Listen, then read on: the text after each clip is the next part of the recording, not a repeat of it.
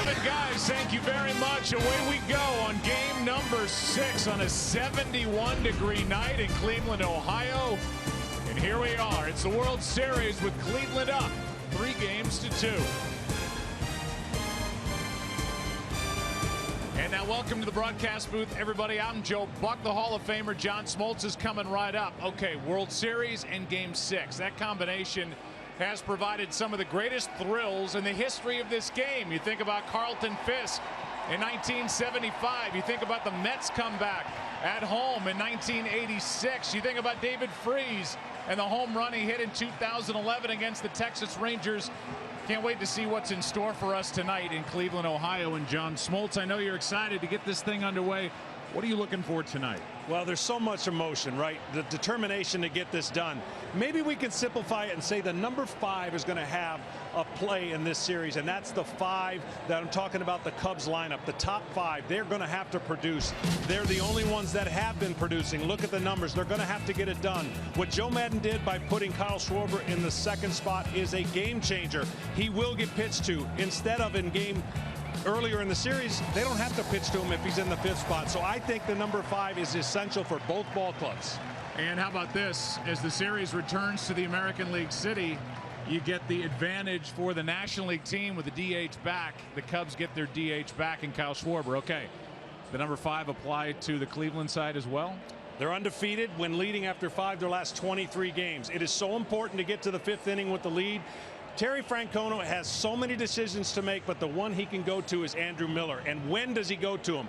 So if you're Josh Tomlin, you got to be able to give him the ball with the lead or tied, and then the Indians are in a good spot. It's Josh Tomlin against Jake Arrieta. It is game number 6 tonight, and in a series that is so evenly matched talent-wise, sometimes it's the strategy that makes all the difference. The objective is simple, yet the path to victory complex. Strategy put to the test. Maneuvers contested. Each move setting up the next until one is victorious.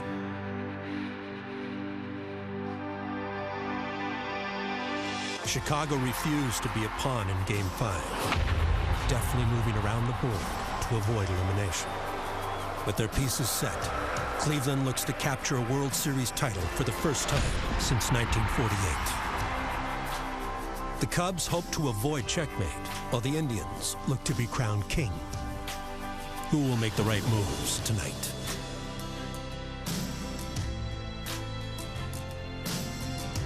It's 71 degrees. And the average temperature, you see where it typically is, on average 23 degrees cooler. And the wind is blowing out to center. The matchup, Tomlin and Arrieta. The matchup, Rosenthal against Verducci, and it's Ken Rosenthal who gets to go first. Joe, for all the news at the top of the Cubs lineup, there is some intrigue at the bottom as well. Joe Maddon talked at length with Javier Baez today about letting the ball travel deeper, creating more time for himself at the plate. The two continued their work and conversations during batting practice, and Baez hit one ball after another to the opposite field. If we see that tonight, it will be a great sign for Baez and for the Cubs. Now over to Tom Verducci.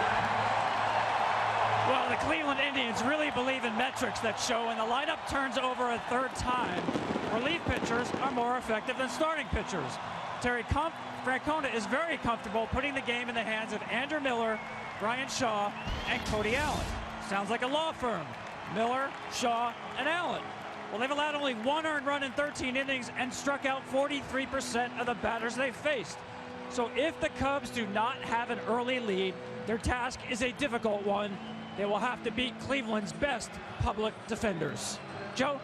Yeah, and really, if you think about where Francona's been, John Smoltz, he's in essence trying to get through this World Series and the bulk of the postseason with 6 guys, 3 starters, and the 3 main contributors out of the bullpen that Tom just talked about. But here's Tomlin on short rest. He's 2-0 this postseason.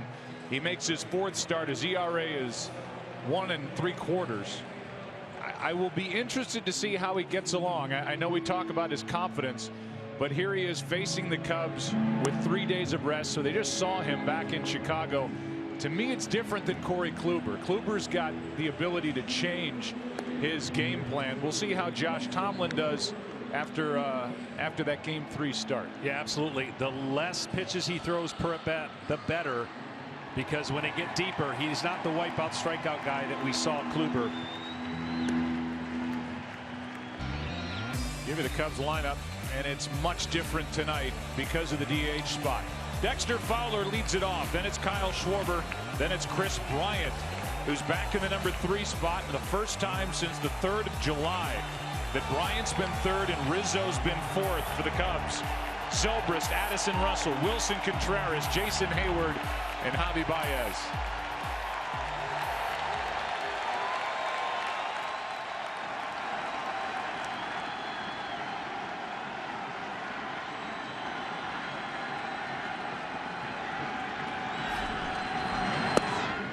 Strike 1.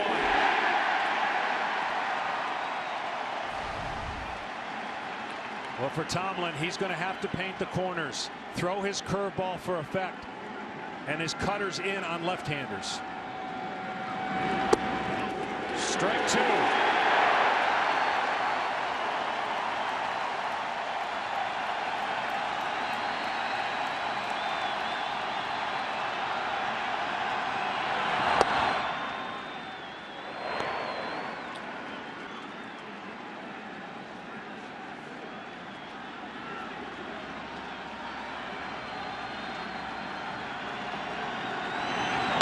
That's to 3rd, 1 away.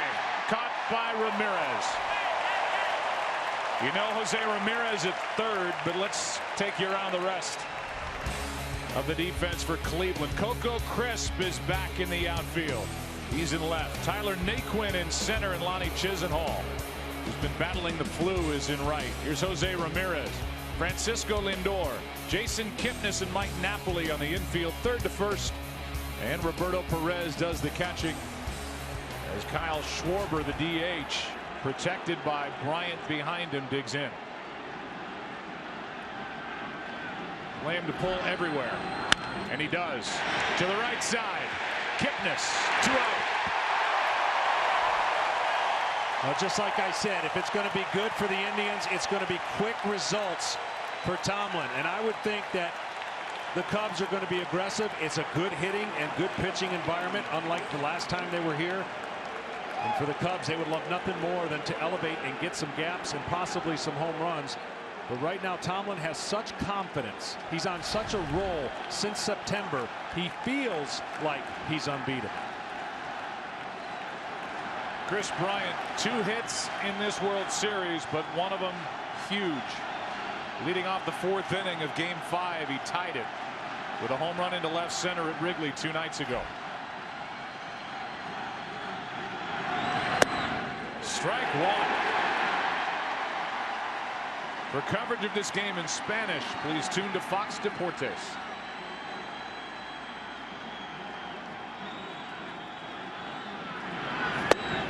Strike 2.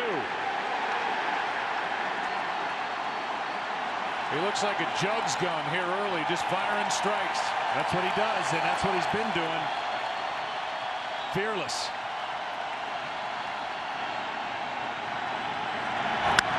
High fly ball in the air to left.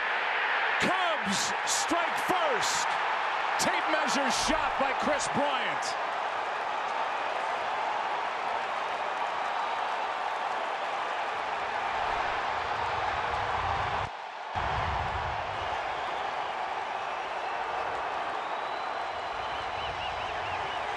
You cannot throw him a curveball for a strike, especially with 2 strikes. The way that his swing through the zone, he has that unbelievable lift, and they have been a steady diet of breaking balls. And finally, Bryant says, you know what? I'm going to sit on one, and sit on one did he, and that was a no-doubter. Now Rizzo, so Bryant hitting in the number 3 spot for the first time since the first days of July, as his 2nd home run in as many games. And now Rizzo trying to follow suit.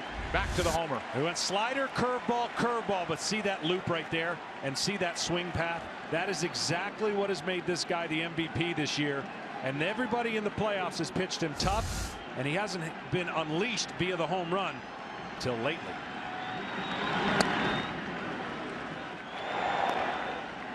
It took Tomlin 9 pitches to have a 3-up, 3-down first inning in Game 3. That game, by the way, ending in a 1-0 Cleveland win. Here's pitch 11 with the Cubs on top. Rizzo. That's into right center for a hit. And the top of the first inning continues. Yeah, hanging changeup, and we said the front 5 guys, right? The first 5 guys of this lineup for the Cubs have to do the damage. So far, 2 outs, homer, right there's the pitch, and he knows it right away. So does Tomlin, and then Rizzo hits a hanging changeup and doesn't try to do too much with it. Gets a base hit. Zobrist, the ultimate protector, batting 5th. And here he is. Just 3 for 21 in his career against Tomlin.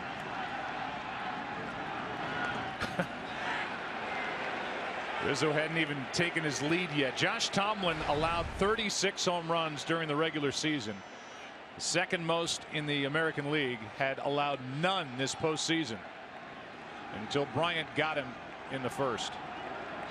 Still in the first. Zobrist, strike 1. Well, he's definitely throwing strikes, and he's attacking the zone. Fortunately for the Indians, Tomlin's home runs he's given up, they haven't been many, to your point. They've all been solos.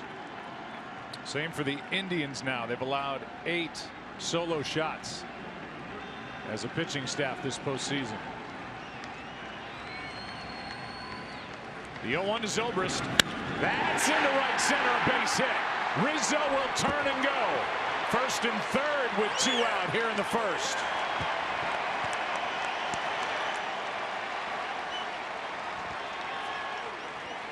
Now the interesting thing here for Tomlin is you've got to be mentally tough here, because your curveball is a weapon, and the guys you're going to face next, you need it. Russell struggles with curveballs, but the last couple, the left-handers have been able to stay back, see it well, and Zobrist, who's been hot, finds the gap, playing deep, keeps the runner from scoring. You see Schwarber likes what he sees. Now Russell been moved up, struggling with off-speed pitch. To see if he can stay with the theme of going the other way, get away from trying to pull the ball, and stay on the breaking ball.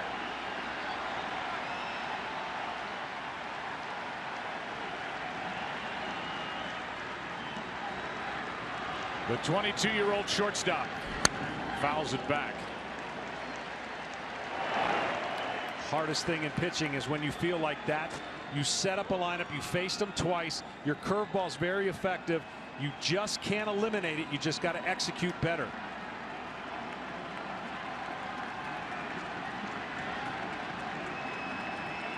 This is just the second career start on 3 days rest for Tomlin.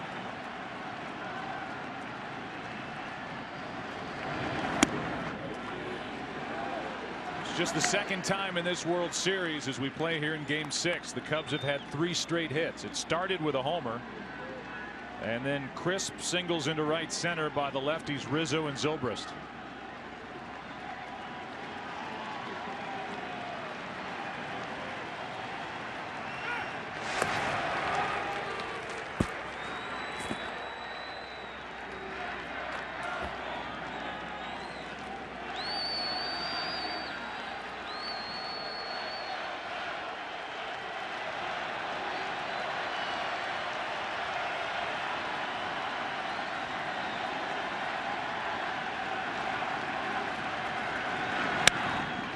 In the air to center. Naquin to his left. Chisholm. Oh, neither one gets it. 1 run scores. Here comes Zobrist. Throw home. Safe as the ball gets away, and Russell ends up at third. And a big misplay out in right center. It's 3-0.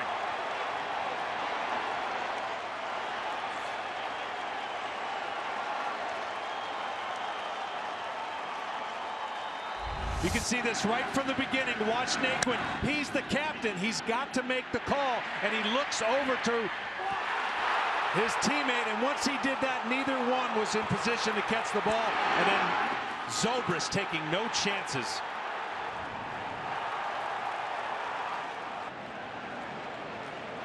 could see right there, Chisenhall's like, what are you doing? And then the catcher is absolutely fair game when he puts himself in the way of the plate. The throw took him that place. Half slide, half barrel. And 2 outs, nobody on, and the next thing you know, it's 3-0 Cubs. Wow. Only because nobody touched it does it go down as a 2-run double for Addison Russell. Then the error on the second baseman Kipnis on the throw. Either could have caught it easily, and neither Chisenhall nor Naquin went for it. And I think what Chisenhall did is kind of threw a deke indirectly to Naquin. When he goes in front of him and the ball's going to go over his head, Naquin thinks that he's got it. And so he gives up on it. Wow, what a tough break for the Indians. Now runner at third is Russell for Wilson Contreras.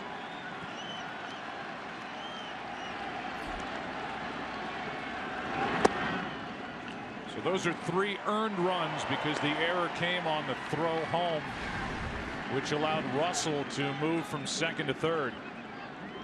And again, it's charged to Kipnis, his 3rd error of this World Series. Contreras likes to take a strike. He's already done that. Here's the 0-1.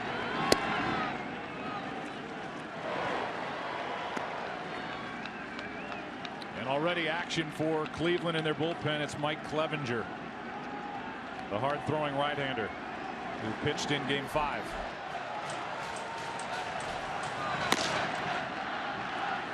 Here comes a 1-1. Down and away, ball 2. 2 outs in Game 1, Lester, and then the Indians scored 2 runs. Went on to win that game. 2 outs, nobody on here. A homer, couple hits, a misplayed ball, and a little less enthusiastic crowd. Even though it's in the first inning, they know they still have a lot of time left. Here's a 2-1 to Contreras. 2-2.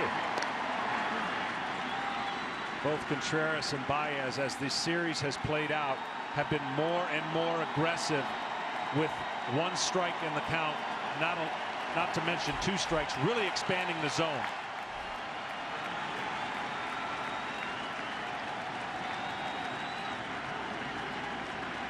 Crowd trying to rally behind Tomlin.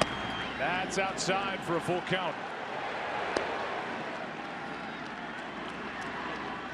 The hard part here on a 3-2 count for Tomlin is you cannot give in.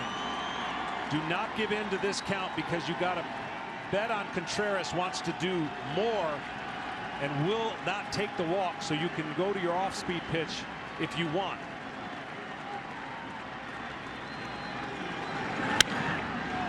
Another chance in right center, and Naquin says, I've got it, and this time he handles it. But the Cubs down 3 games to 2. Come up with 3 in the first. Bryant started it with a home run. And the Cubs have come out swinging in Game 6 after a half.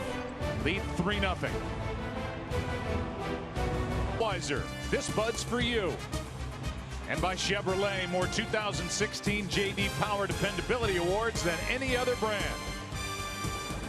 Game 6 into the bottom of the first inning. Cleveland coming to bat. What do they have in store for Jake Arrieta?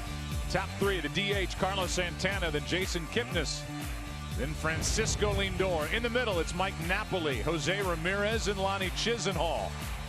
And on the back end, it's Coco Crisp in left, Tyler Naquin in center, and Roberto Perez catching and batting 9th. Against Jake Arrieta, the reigning Cy Young Award winner after his 22-6 season a year ago. He backed it up with 18 wins this year. 1-1 this postseason, the winner Game 2. And that misses inside, ball 1 to Carlos Santana. The patience of the Indians, even though they gave up 3 in the first, work the count against Jake, see if he's on with his fastball. A ball and a strike. In the first game they faced, by my count, they had taken 44 of his fastballs. 44. And the key for Jake Arrieta, if he's got his cutter, it's going to be a good game. He's been struggling. The weather's going to help his cutter, but he can lose it for 4 to 6 to 7 pitches with that fastball command. Rarely does he go to his 4-seamer. He likes the 2-seamer. You saw the curveball there. But the cutter's the key, and the Indians, patience if he gets wild. On a 71-degree night, 1-2 pitch. Struck him out, and a good start for Arrieta. In the outfield is Ben Zobrist, already in the middle of the action. Offensively, Dexter Fowler in center and Jason Hayward in right. Around the infield is Bryant, Russell, Baez, and Rizzo. Wilson Contreras does the catching, the 24-year-old rookie. And he'll flash the signs to Arrieta with Jason Kipnis at the plate. 97. You don't think those 3 runs did something for him stepping out there in the bottom of the first? 95 fouled back. Great luxury. The Indians in the first 13 postseason games, in the first inning alone, only gave up 3 runs. Tonight, they matched that total. Not what they were looking for in the start. Misplay a big part of it in right center. The 0-1.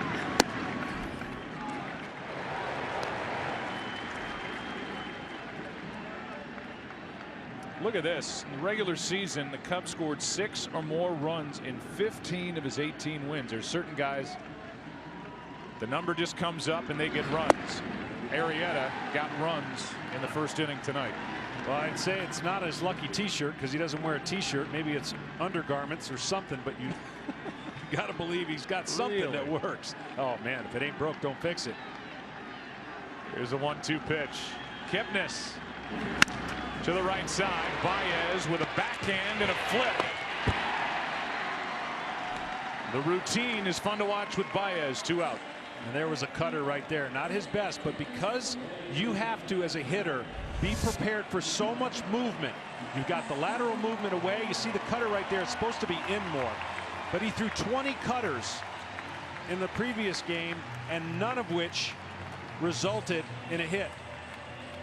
So the cutter is such a big weapon because it's the equalizer to this 2-seam moving away from left-handers. And that's what the Indians are trying to kind of hoping he doesn't have tonight. The base is empty. Here's Francisco Lindor. Strike 1 from Arrieta, who lasted 5 2/3 in game 2, allowed a run on just 2 hits. Struck out 6, walked 3. His 1 loss this postseason came in LA. There's another strike, and it's 0-2. Well, he looks smooth, and I'm telling you, sometimes the 3 runs can make you nervous because you never anticipate it in a World Series game, an eliminating game. But it doesn't look like the 3 runs did anything but fire him up. And the reason I say makes you nervous, as a pitcher, you don't prepare for a lead. You prepare to pitch a tight game, don't give up any runs, nose to the ground, don't pay attention to anything else. You look up 3-0, you're like, whoa, now it's mine.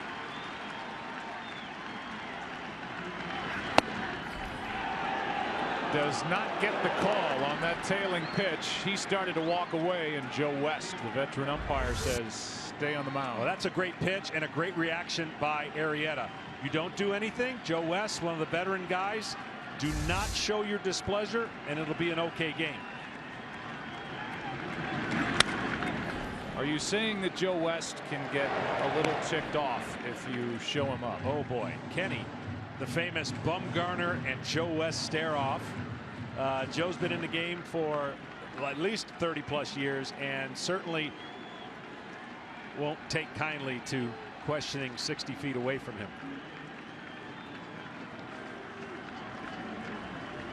2-2. Full count.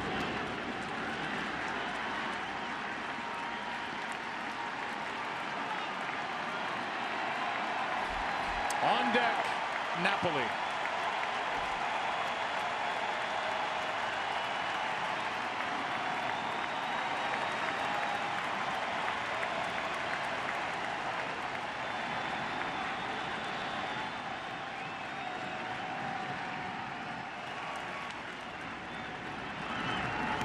A 2-out walk.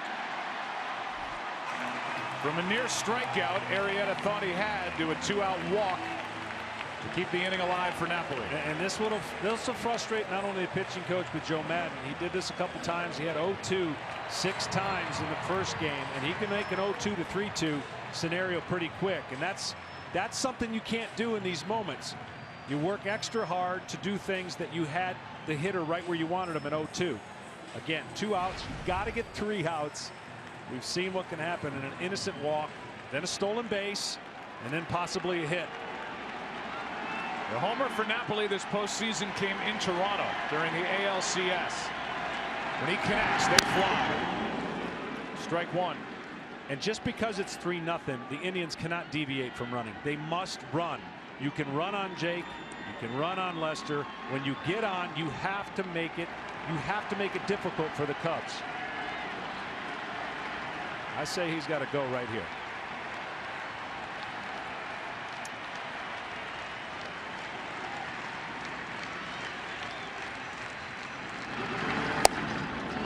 Interestingly, Lindor has tried to run 4 times.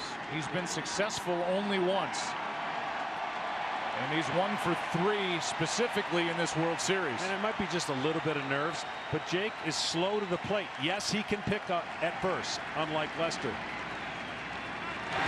To right there. But you have to be disciplined to say, as soon as I see movement, I got to go, because I'm gauging that my lead and jump is going to be better than the combo of Jake and Contreras getting the ball to second.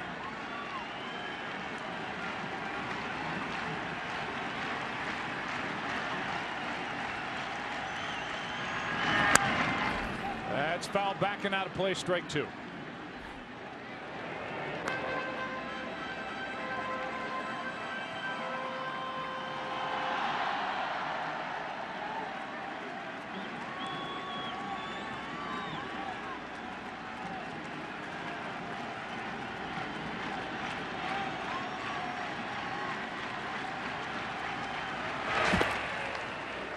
Cubs fell down in this series 3-1. The last team in a World Series to come back and win down 3-1 in a World Series, the '85 Royals. But they had the final 2 games at home. Cubs trying to do it on the road. Here's a 1-2.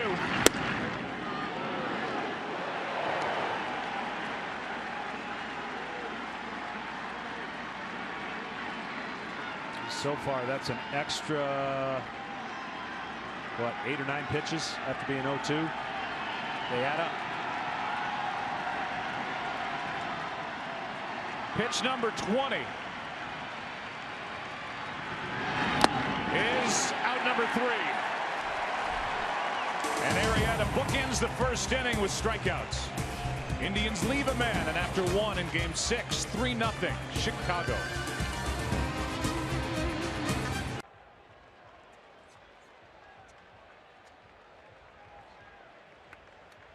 The official vehicle of Major League Baseball, Chevrolet has earned more 2016 J.D. Power Dependability Awards than any other brand, as Hayward skies one into right, and Chisenhall will drift back to get it. 1 pitch, 1 out in the second. You can learn more about Chevrolet at Chevrolet.com.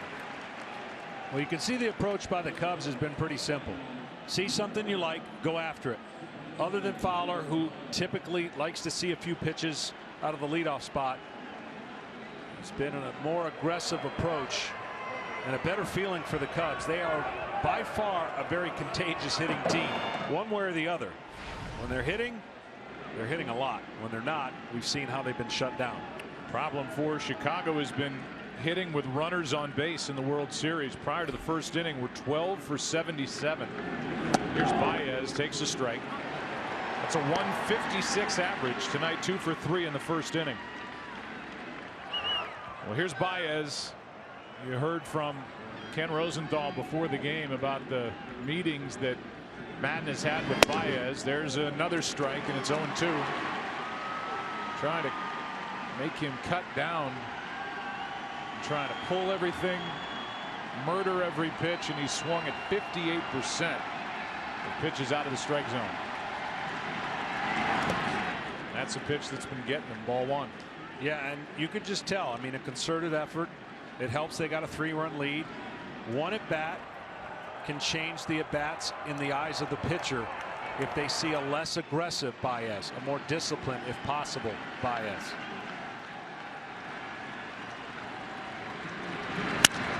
That's up the middle. Tough play. Kipnis throws across his body. Got it. And the first base coach, Brandon Hyde, immediately says, look at that, to his dugout. And we'll see if the Cubs want to challenge it. And we'll get another peek at it.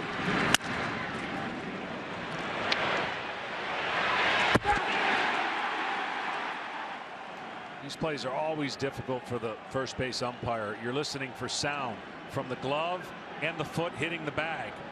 And he might have gotten that right in the live action. Well, you get an extra challenge in the postseason, but they're not going to look at it. What a play by Kipnis. Yeah, great play. The accuracy of the throw is going to be so important. Baez can run. Well, the more you see Jason Kipnis, and I know he hasn't been hitting the way he would have liked coming into this postseason, but the more you like him, he's a gritty player. Hit a big 3-run home run in Game 4 at Wrigley. Emotional heart and soul of this team. With 2 out, nobody on. Fowler, ball 1. Good at bat, though. When we were talking to Joe Maddon, he wanted the ball to get deeper. And when a hitter wants the ball to get deeper, he doesn't care if he gets jammed. It sounded like he broke his bat on that ball, staying up the middle. So that worked. That was a positive at bat, even though it resulted in an out.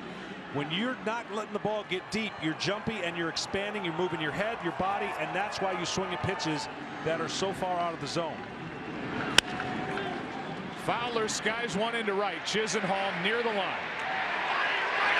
Tomlin comes back with a 1-2-3 second, bottom half. 3-0 Cubs.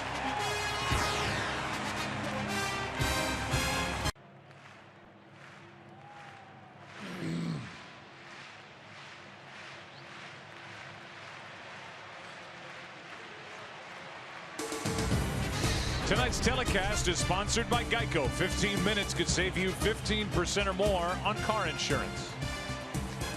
Official Caps t-shirts, hoodies, jerseys, jackets, and more. Get all your Cubs and Indians World Series gear and celebrate your favorite team at MLBshop.com. Bottom of the second. Here's Jose Ramirez. Strike 1 from Arrieta. 2-out walk by Arrieta to Lindor in the first inning. Struck out 2, including Napoli to end the first. That's a strike, and it's 0-2. Now that curveball's such a weapon. He gets a lot of called strikes with it. He'll get more action pitches, meaning swings and outs with his cutter, swings and misses with his curveball. Struck him out as Ramirez chased it up and away. 1 down. Well, we've been saying it all postseason, certainly during this World Series. The last time the Cleveland Indians won it all, 1948. That great team, the last World Series championship, 24,858 days ago. There's Eddie Robinson then, first baseman on that club. Here is Eddie Robinson now, the last surviving member of that Indians 48 championship team, 95 years old, and looks fantastic. At the ballpark tonight. There's a strike to Chisenhall. When announcers used to show up in Cleveland, didn't matter the sport, they'd say, well, this city's been dying for a championship since 1964. When the Cleveland Browns won the NFL championship. That's a foul ball over the Baltimore Colts. They waited 52 years until this past June, and the Cavs won it all, coming back from down 3-1 to beat Golden State. And now 4.5 months later, Indians trying to get their championship. They came so close in '97, and they blew a 9th inning lead in Game 7 and lost to the Marlins in extra innings. Ball 1 to Chisenhall. And so far, Arrieta 0-2 or 1-2 against every hitter. A good start, aggressive start. He's commanding his pitches. He looks like the Arrieta of last year.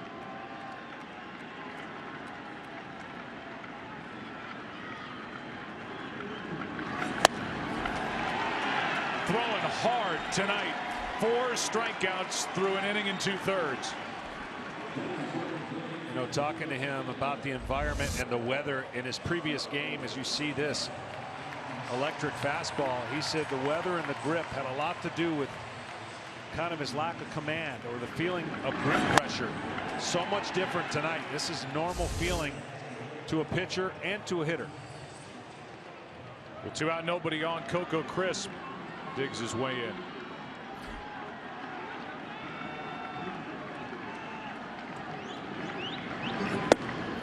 Ball 1. Talking about Eddie Robinson, a couple final notes. Longtime baseball scout and executive GM of the Braves and Rangers. In '95, he's the 11th oldest former player. There's a good tight breaking ball from Arrieta. And how about this? When Babe Ruth was at Yankee Stadium in June of 1948, the Cleveland Indians were there.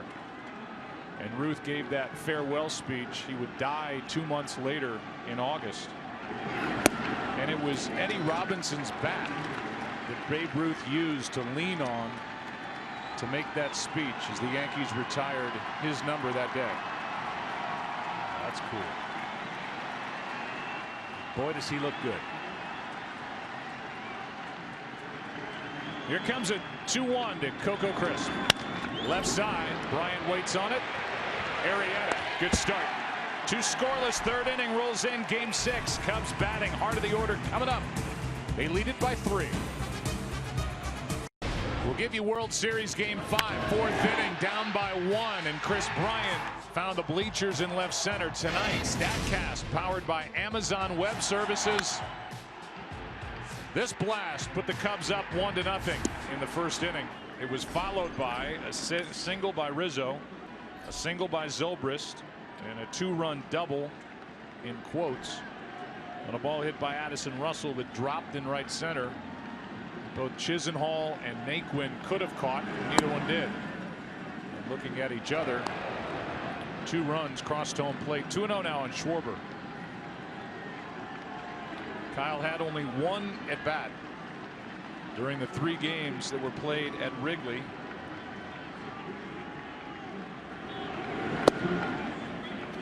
And he has shown patience at the plate. He did in the first 2 games of this World Series. Well, the evolution of Kyle Schwarber. Could he possibly? Yes, he's going to play. Could he get a hit? Yes. Now it's almost as if he's Babe Ruth in this lineup.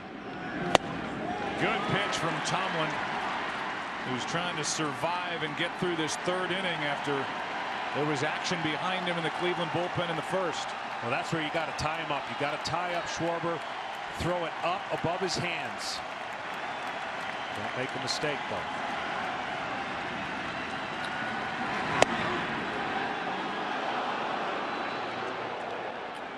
That was Josh Tomlin's dad, Jerry, who was flown in here. And it was a person who just wanted to help out.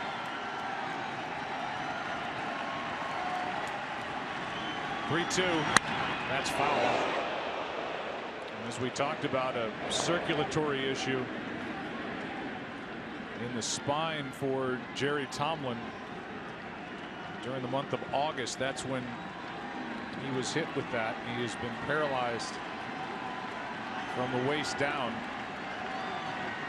Somebody offered to fly the parents of Josh Tomlin in on a private plane. And so Tomlin gets to have his parents here after they were at Wrigley, and he pitched brilliantly in Game 3. Yeah, and he really only should have given up 1 run here, because you talk about that misplay, the homer to Bryant, the only run. 3-2. That's a leadoff walk on a borderline pitch. But here's why everyone's talking about Schwarber. And even though he hasn't played but a few games, the Cubs lineup is exposed in this postseason. They had too many swing and miss outs. Putting him in the 2nd spot makes it tougher on a pitcher to go through the top 5 that we were talking about in the open. 3 runs of the top 5 hitters scored in the 1st inning. He lengthens the lineup, and what that means is you now have to face the meat of the order with potential runners on, because the back end of the Cubs lineup has not produced. Here's Bryant, who homered his first time, and he gets this off the end of the bat. He's getting better swings.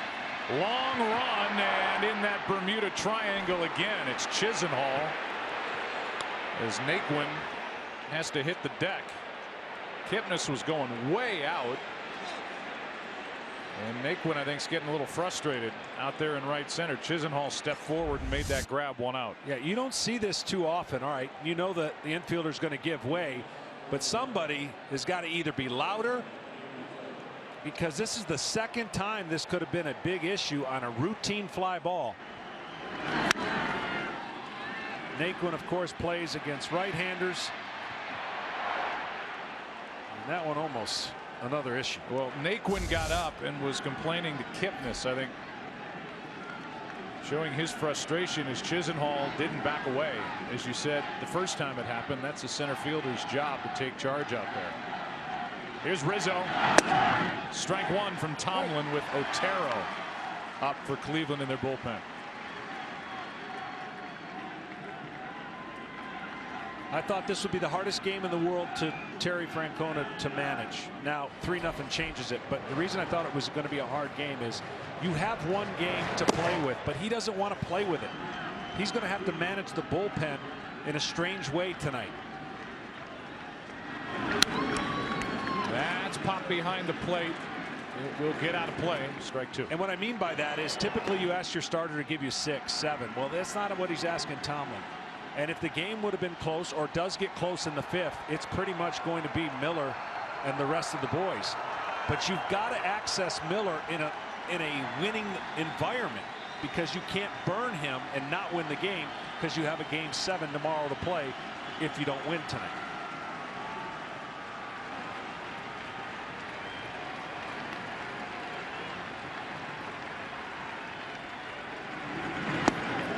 Tom Verducci, what do you see from Tomlin down there? Yeah, that was a rare curveball right there from Tomlin. This is a guy in the postseason elevated his curveball usage from 15% to 35%. But in that first inning, you saw the hanging curve to Bryant, the hanging curve to Zobrist. Since the Zobrist hit, that's just the second curveball that Tomlin has thrown. And you see these Cub hitters, once you eliminate a pitch from a pitcher, hitting gets a little bit easier. 1 on, 1 out. Line drive to the end of the Chicago dugout. Still 1-2.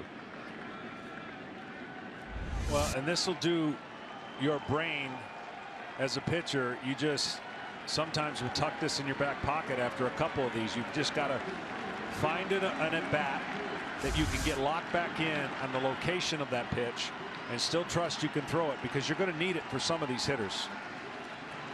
Any more trouble, he may be out of the game. 1 ball, 2 strikes, trying to get Rizzo. 2-2.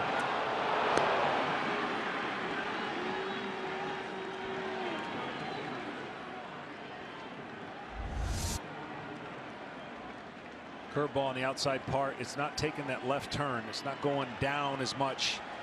He spins it at a high rate, and when it's good, it starts at the belt and drops at the shin guards.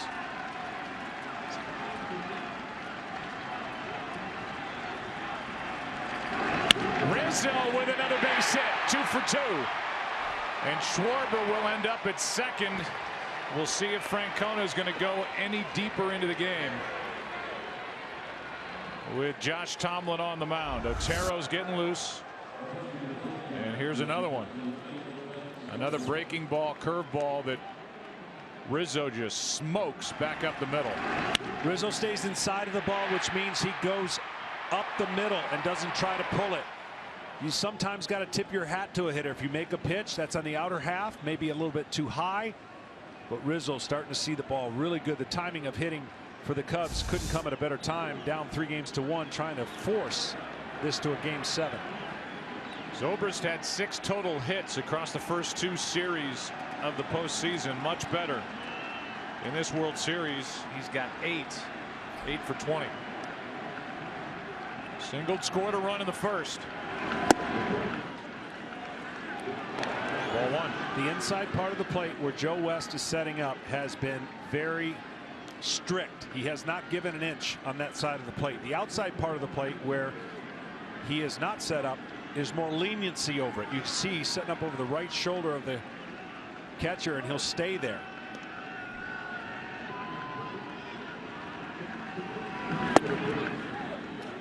This time Tomlin gets the call, a ball and a strike.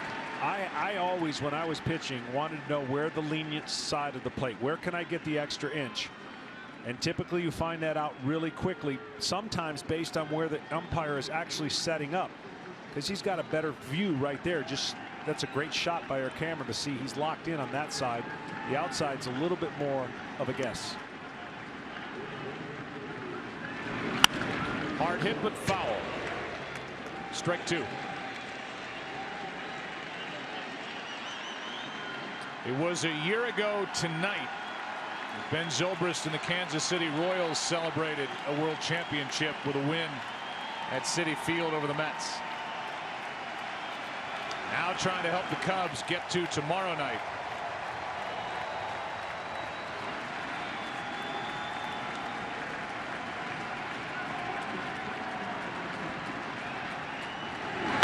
Hard hit base hit. Schwarber will be held. And the bases are loaded with one out. As Rizzo and Zobrist have gone 4 for 4. And that's the only issue with Schwarber. You got to take the one base at a time because of his knee, and that's going to be it more than likely for Tomlin. Gary Jones, the third base coach, wisely holding Schwarber at third. The bases are loaded. Tomlin is gone. Otero's coming in. Opportunity for Chicago as they already lead by 3 here in the third.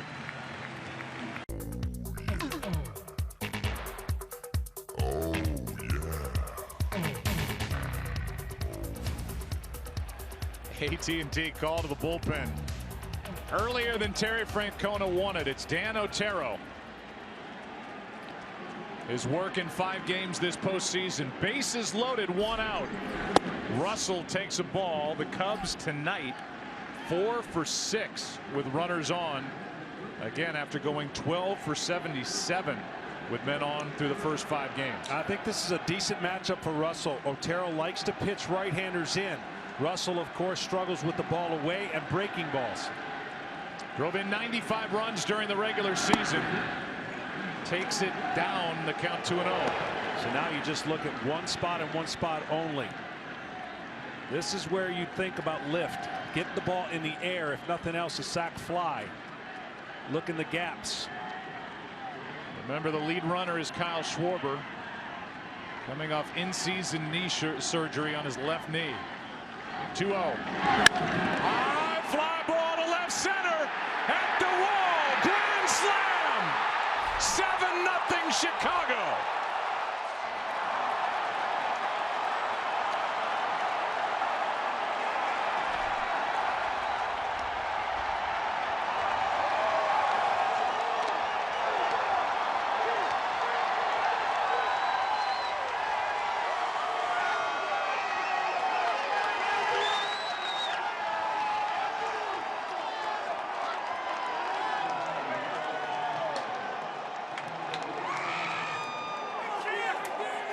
Addison Russell came into this game over his last 8 hitting over 300.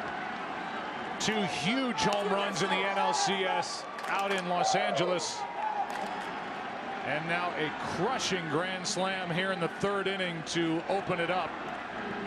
Up by 7. Still only 1 out. And a strike to Wilson Contreras. Yeah, it just didn't look like a good matchup on paper. Russell likes the ball middle in, and he got behind 2-0, and he stayed there and just looked to lift it. Lift it, he did. And a most memorable grand slam that not only he and his teammates will never forget. There you go. Konerko, the last to hit a grand slam in a World Series game, game 2 of 05 for the White Sox against Houston in the 19th in World Series history. 2 hops to Lindor to his left. 2 out. Well, he's in a box here with 2-0, and you see the sinker catches the middle, and that's all you got to look for as a hitter. Even though the bases were loaded and it's a 2-0 count, you can never give in to the hitter. I'm sure he was trying to paint that a little bit, and he didn't. And all of Chicago heard this.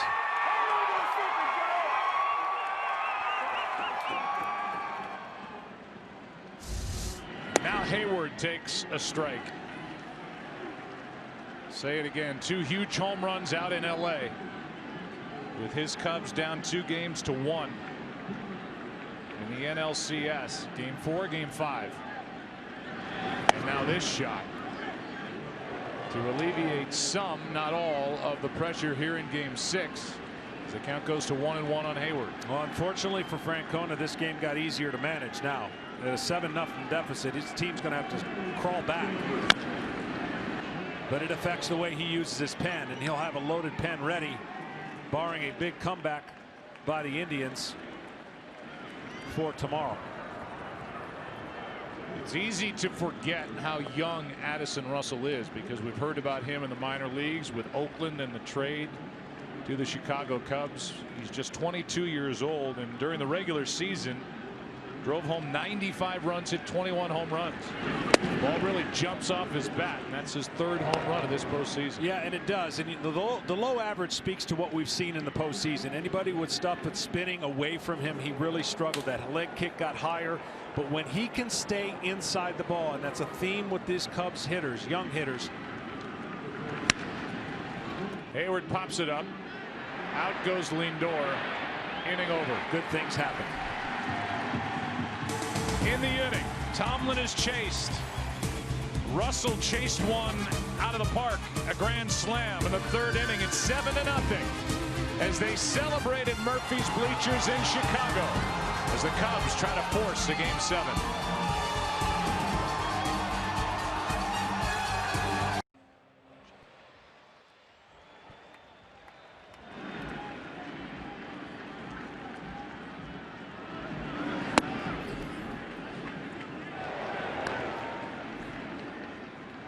Ball 1 to Tyler Naquin. And we're underway in the bottom of the 3rd inning, 7-0. Chicago on top. Indians will try to chip away. That's ball 2, 2-0. And that's exactly what the Indians are going to have to do. Grind out at bats. Find ways to get on base. Still stay aggressive. And climb back in this game. A lot of time. 2-1. Naquin, then Perez, then back to the top of the order, Santana. Only base runner against Arrieta. The 2-out walk to Lindor in the 1st.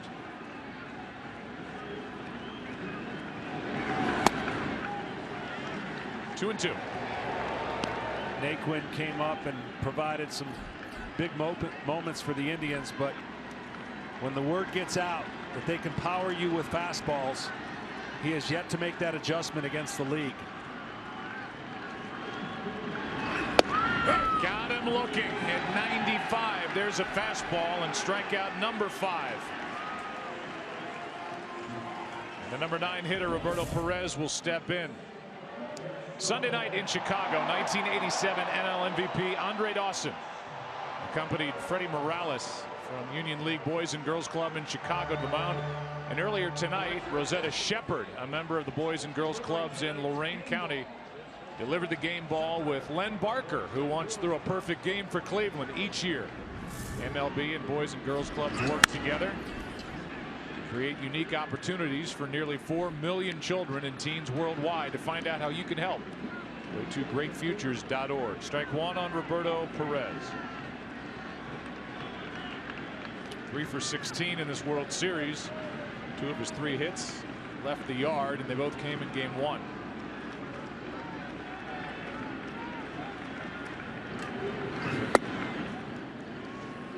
One ball, 1 strike. The Indians did a good job the first 2 games in Chicago, kind of taking the crowd out of the home park. And certainly that's been the case here tonight in the 1st inning and now in the 3rd.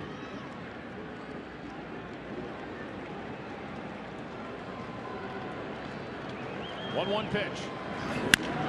Fly ball to center, right at Dexter Fowler. 2 down.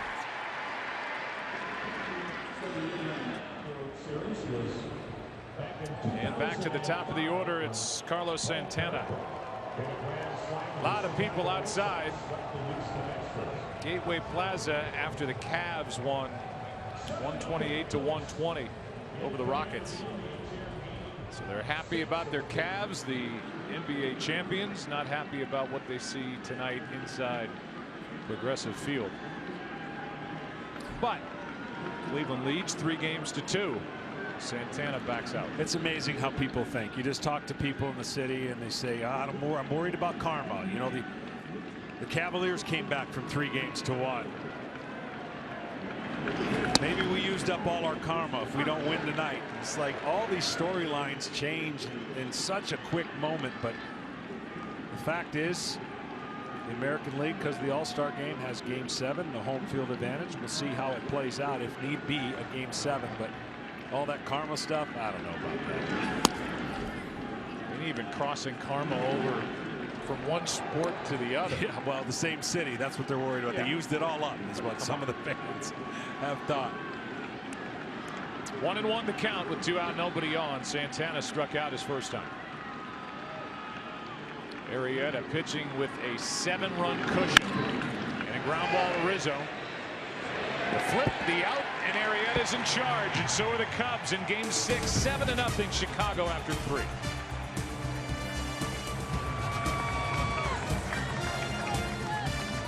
Eastern, FS1. As we welcome you back to the 4th inning of Game 6, the Cubs lead 7-0. Tonight's aerial coverage brought to you by DirecTV. If you call yourself a sports fan, you got to get DirecTV. Call 1-800-DirecTV. It will be Javier Baez to lead it off, then Dexter Fowler, then Kyle Schwarber, the DH, against Danny Salazar.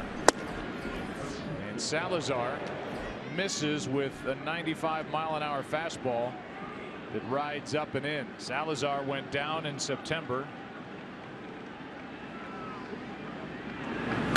Here's a foul back by Baez. Within 9 days, the Cleveland Indians lost their number 2 and 3 starters, Danny Salazar and then Carlos Carrasco. Lost Carrasco to a broken hand. Salazar had a forearm strain that he's worked his way back from. And here he is, added to the active roster for this World Series. No swing there, and the count 2-1. And you think about how Terry Francona has guided this team to this point. Their best player, Michael Brantley, was 3rd in the MVP voting back in 2014. Played only 11 games, out with a shoulder issue. There's a strike. 2-2, and yet here they are, all those injuries, and they're 1 win away from winning everything. Yeah, it really has been historic. I don't think people can throw that name around too loosely, but when you beat the likes of the teams they did in the quick fashion they did. A strikeout of Baez starts the 4th. I think the Indians have just as good a chance next year to get back. It's because of that starting pitching that they have. And if they stay healthy, they can use these weapons and ride another division title.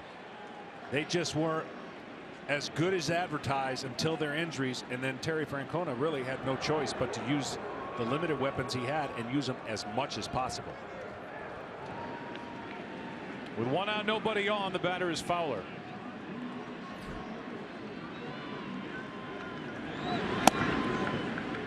Ball 1 to Dexter, who is 0 for 2.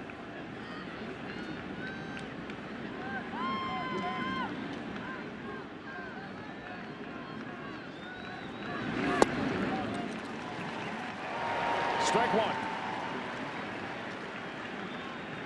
In a division that they ended up running away with the great hitting of the Detroit Tigers and the world champs Kansas City. They used that right-handed pitching and dominated. Salazar's got a great arm. Carrasco, of course, we've already seen Kluber and may see him tomorrow night as well. But that's the mixed view that people are getting confused on. The Kansas City model is a great one. It's turned into the Cleveland Indians model, but only because they lost some starters. They didn't do that all year. They rode their starters for the most part.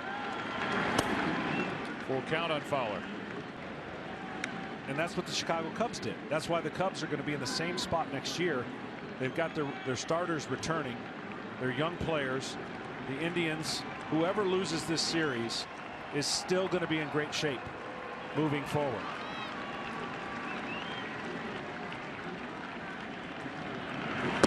Strikeout from Salazar, back-to-back, 2 out. Tonight's telecast is sponsored by AT&T and by Walmart. Save money, live better.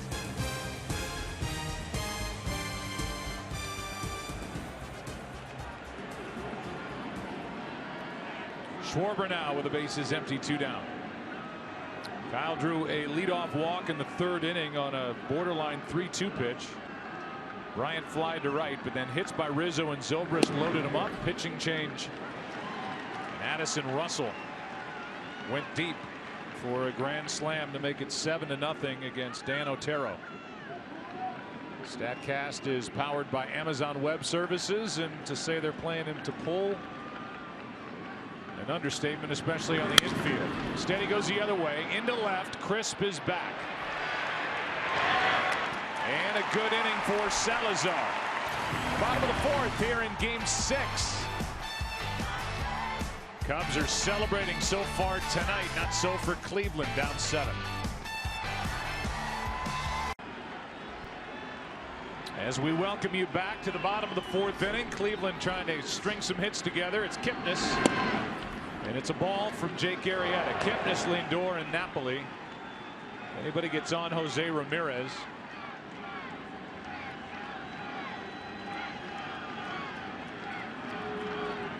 Here's a 1-0 from Arrieta. Check swing on ball 2. Like we talked about a number of times back in Chicago at Wrigley, these fans are looking for any reason to get up, cheer, make some noise. So far, Arrieta has not given them that opportunity. 95 is poured in there for strike 1.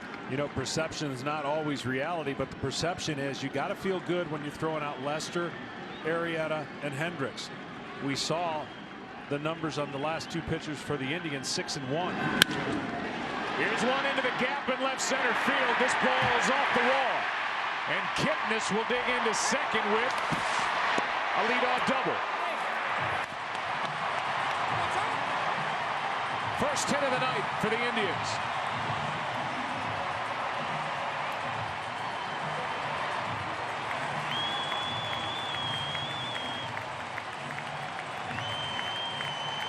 The first start for the Indians is to get on the scoreboard. A great extension on a pitch away. He splits the gap. And then has to hustle like crazy because this ball comes right back to Fowler. Good throw. And then the guy who can slap a tag on you faster than anybody just not getting the ball in time to do that. Now the number 3 hitter, Francisco Lindor, who walked his first time.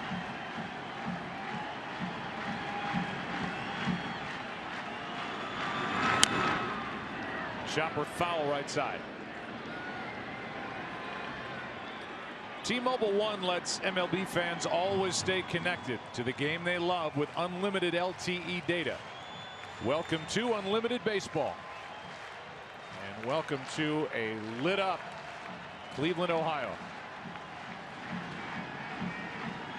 Josh Tomlin, the starter, ended up going 2 1/3 tonight.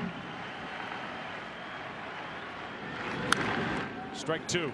You know, Arrieta's done a nice job just pitching above the zone. It hasn't always been on design to Lindor, but Lindor, who stays up the middle, as we've seen him get some hits early in this series, been a little frustrated with Arrieta. Get some high curveball strike 3s and high sinkers for strike 3s.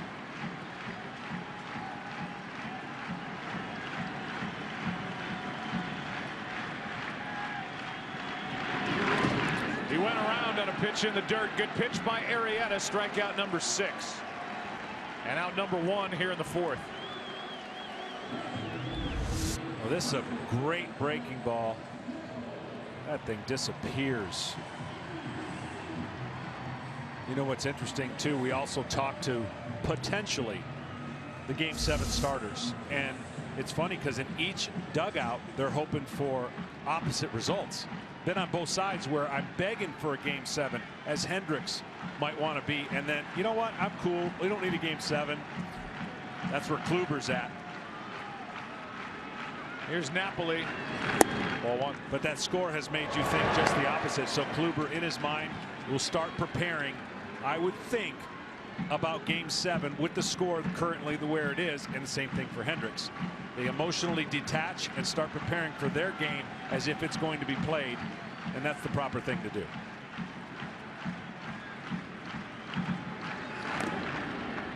A check swing, and that caught somebody on its way to the backstop after it hit the bat of Napoli. 1 ball, 1 strike. You know, in '92, when I was fortunate enough to pitch 3 games in a 7-game series against the Pirates, our game 7 went terrible, blown out, and I went home early because I didn't want to watch it. Game 6, when I was getting ready to pitch game 7. 1-1. That's too far inside for ball 2. So my preparation was, I know I'm going to pitch now, so I'm going to go home and prepare for it and mentally block out the amount of runs they were getting and the hits, because you start staring at it, you start thinking. I just wanted to get away from it. But if your team rallied, you would have missed the picture. It was like in the 7th or 8th inning. Okay. Here's a 2-1. Up and away, 3-1. And so mentally, you just go home, you get in your routine, you get ready for the game, and hope to pitch a gem.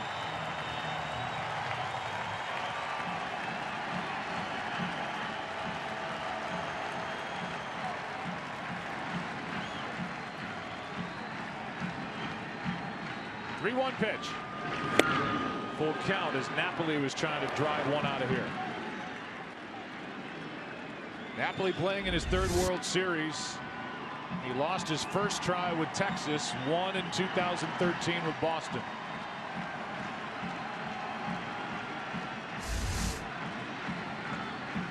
Arrieta trying to pitch around a leadoff double here in the 4th. That's in the left center field. Will get down for a hit. It'll score Kipnis and put Cleveland on the board. It's 7-1.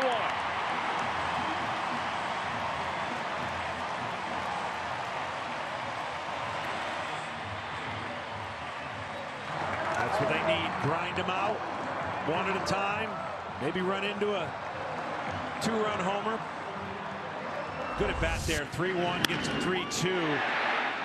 And Jake elevates it to seamer. He gets just enough of it for an easy RBI.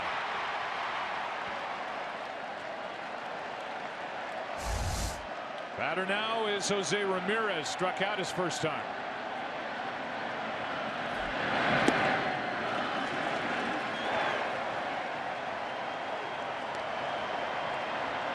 We'll get into the comments of both Hendricks and Kluber as we go through this game, but right now the Indians trying to feel better about this score as they try to end this World Series tonight. Cubs want to play on. 1-0 pitch. 2-0.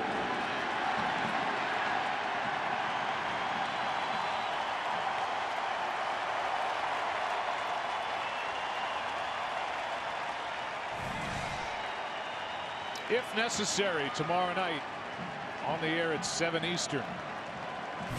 Kyle Hendricks, who led the big leagues in ERA this year against Corey Kluber, 4-1 this postseason, 2-0 this World Series. Won games 1 and 4. Here's a 2-0. That's into right field. Hayward's got it. And a big second out here in the 4th inning, and that's exactly why Jason Heyward stays in the lineup. Good jump, good catch. 2 down. Way harder than it looks. This ball's sinking, but Heyward gets to it. Long stride, good defender, and protects from this ball getting by him, because that ball gets by him. It's not only a run scored, possible inside the park home run. The Cubs defense, which has been so good all year, in this series been a little less than sloppy. They've made some errors and uncharacteristic throws and plays that they haven't. But all will be forgotten if they tighten it up in the last 2 games. Chisenhall, strike 1. Three-time Gold Glove Award winner is Jason Hayward. Wears a green rubber bracelet on his right wrist. There it is. In honor of Luke Karhoff, the young man he met while playing with the St. Louis Cardinals. That hits Chisenhall to put 2 on.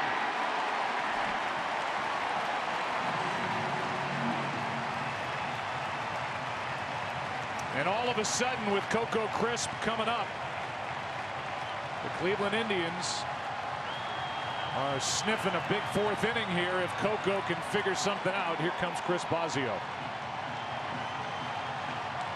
This is just a quick mound visit, just to reset. That's all he needs. Reset the situation, say no big deal. Let's just get the ball away. Don't make a mistake over to Crisp. He's turned on some pitches.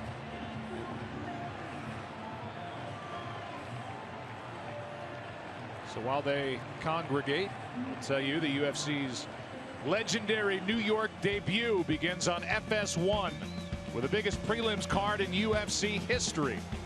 UFC 205 prelims live from Madison Square Garden, November 12th, only on FS1. Back to the dugout, Bosio. Up to the plate, Coco Crisp, who's been so good this season in this type spot. 2 for 2 this postseason. With at least 1 in scoring position. He's got runners at first and second. That gets away from Contreras. And the runners advance.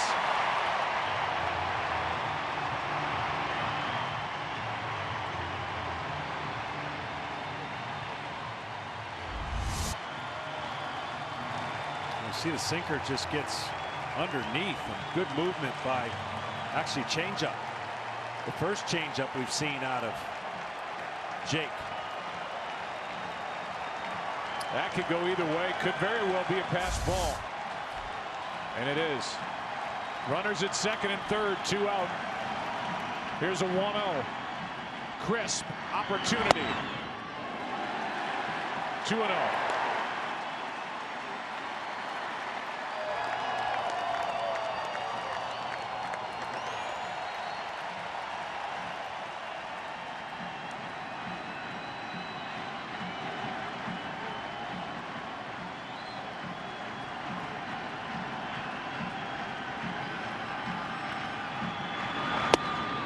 That's ball 3.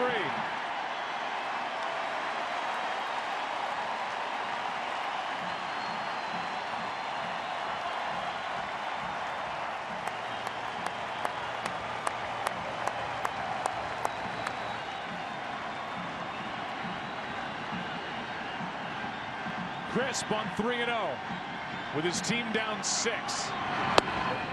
Loads him up.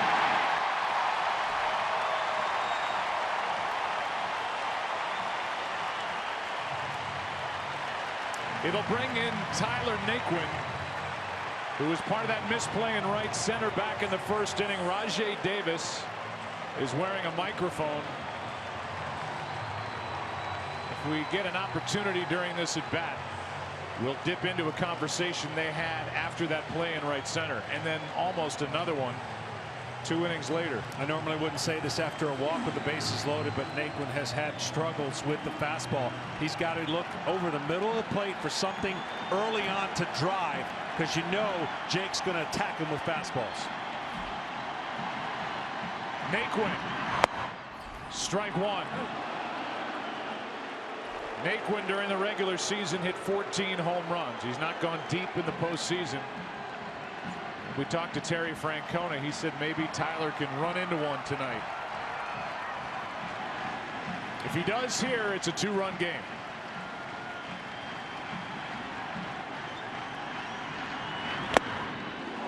Coming right after him, strike 2. Yeah, and that's just been the book. And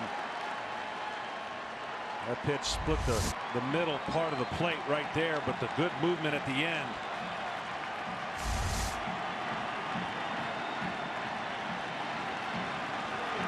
Elevate the fastball right here with 2 strikes. Bases loaded, 2 out.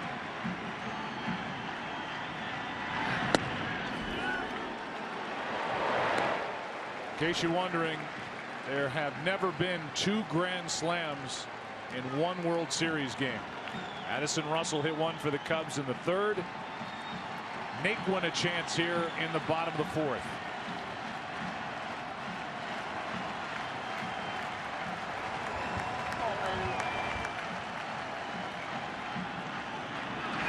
Struck him out.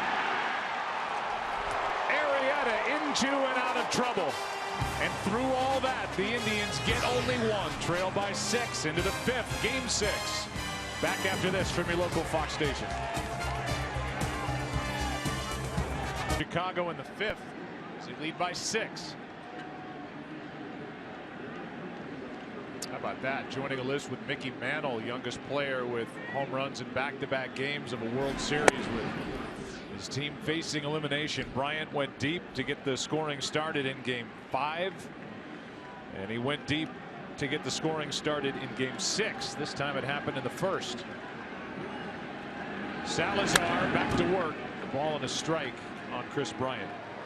Part of that discussion, I think, also with Bosio going out there was, look, if it doesn't go well, the count not in your favor. With Crisp, know who's on deck, and you feel better. And obviously, the fastball command, and we've seen 2 at bats and 2 strikeouts. Hard hit left side. Lindor knocks it down, but no chance. And Bryant is heating up. What a good sign for the Cubs. Chris Bryant, who struggled through the first 4 games of this World Series, is getting hot. And how about tonight? Here are the 3, 4, 5, 6 hitters for Joe Maddon. Well, it's that first 5 that has done the damage that allowed Addison Russell to do exactly that, the grand slam. And when guys start heating up, I talked about the contagious effort it been for the Cubs. They all feel that mojo, and certainly in a desperate game, getting those runs early took a lot of pressure off of them, put a lot of pressure on the Indians. Here's Rizzo, who has 2 solid singles into center field in this game. That gets away, and down to second is Bryant with nobody out.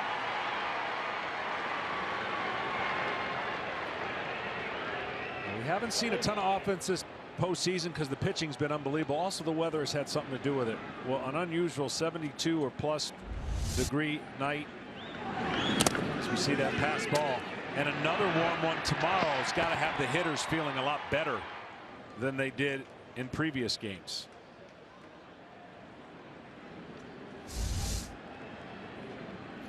They're going to give that one a wild pitch.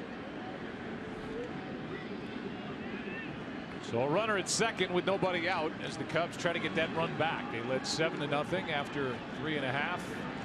Indians just got 1 and left the bases loaded in the bottom of the 4th. 1-0 pitch. A ball and a strike.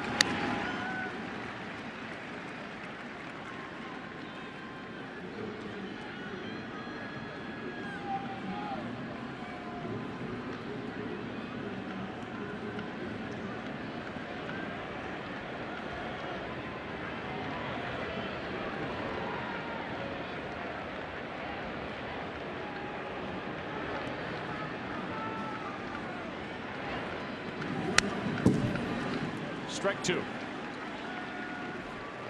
Talking about Chicago, and earlier I mentioned the last team down 3-1 to come back and win the World Series, the '85 Royals over the Cardinals.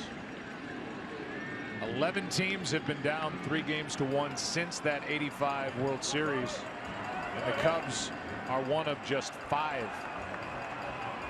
to win Game 5. None of those teams went on to win Game 6.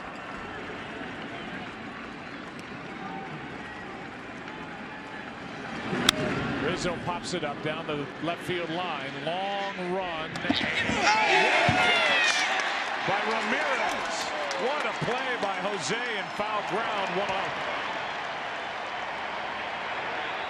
If you're at home, you have no idea how hard this play was. Running with his back towards you, playing a little bit on the shift and going towards that tarp and the stands, reaching back. Great play.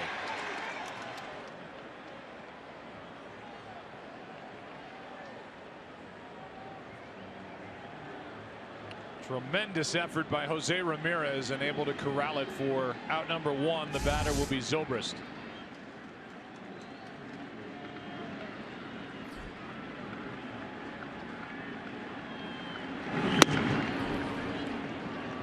Good sip to this fastball from Salazar tonight. 96 misses, ball 1. He has an electric arm. He really does. That's that quick arm action. Good changeup.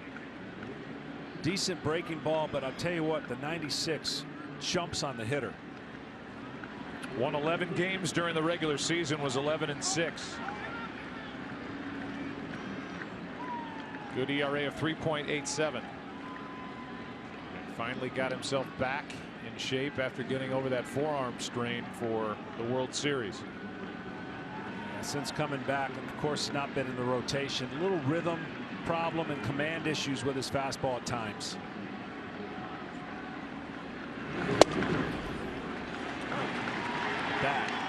That is nice. Can't teach that. That four-seam backspin. You hear the pop of the glove.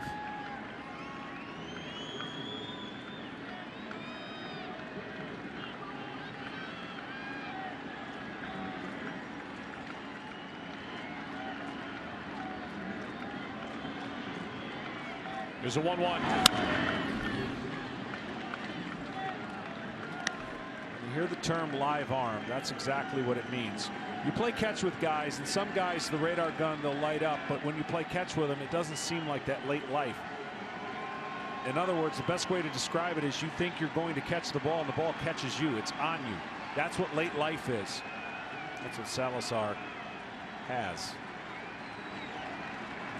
Changeup looks like it's coming right here. A strikeout for out number 2. And that's the 3rd strikeout for Salazar. In an inning and 2/3. And in the 3rd inning, the guy coming up, Addison Russell, gives us StatCast, powered by Amazon Web Services, the Grand Slam.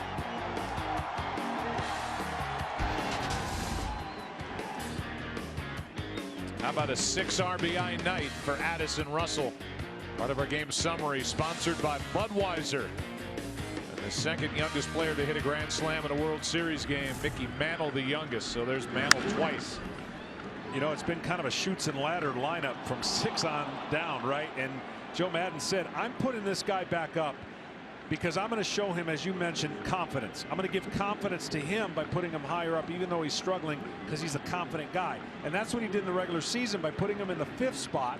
It's not the prototypical 5th hitter, 220 average, but he responded with 90 RBIs because of the traffic on the bases he was able to deliver. The 0-1 pitch. Whoop. Lost the bat. Down we go to Ken Rosenthal. Addison Russell is only 22, but in this postseason he has shown uncommon maturity. Check out what happened in each of these past 2 series. NLCS 0 for 10, lowers his hands, goes 6 for 12 the rest of the way. World Series 1 for 14, chasing pitches with a number of other young Cubs, 5 for 7. And here he is again with a chance to do more damage. Yeah, an opportunity for a 7 RBI night with a base hit here. Bryant was at 2nd with nobody out. He's there with 2 out. And Ken, each time it's come after a hit where the confidence of going the other way has sparked him into being more disciplined and locked in this stretch currently.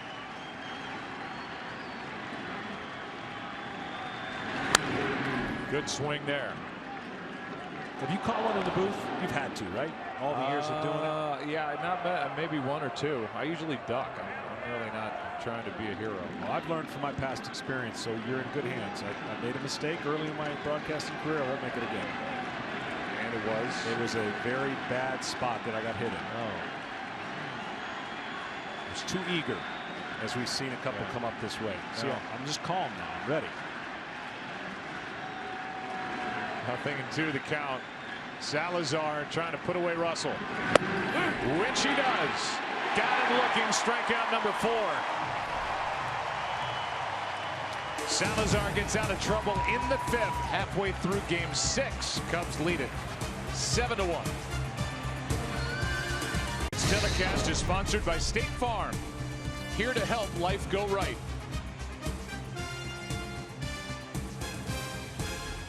Welcome you back to the World Series on Fox. Tonight's telecast is presented by T-Mobile One. Beautiful scene down below. Ballpark is alive and kicking. On the 1st of November 2016, Game 6, and the Cubs lead 7-1. As the number 9 hitter Roberto Perez looks at a strike from Jake Arrieta. 71 degrees at the start of the night. Inside, a ball and a strike. And what a blessing, because these two teams who are obviously trying to end a long drought, it won't be because of the weather that has any play in these last 2 games, which is going to be nice.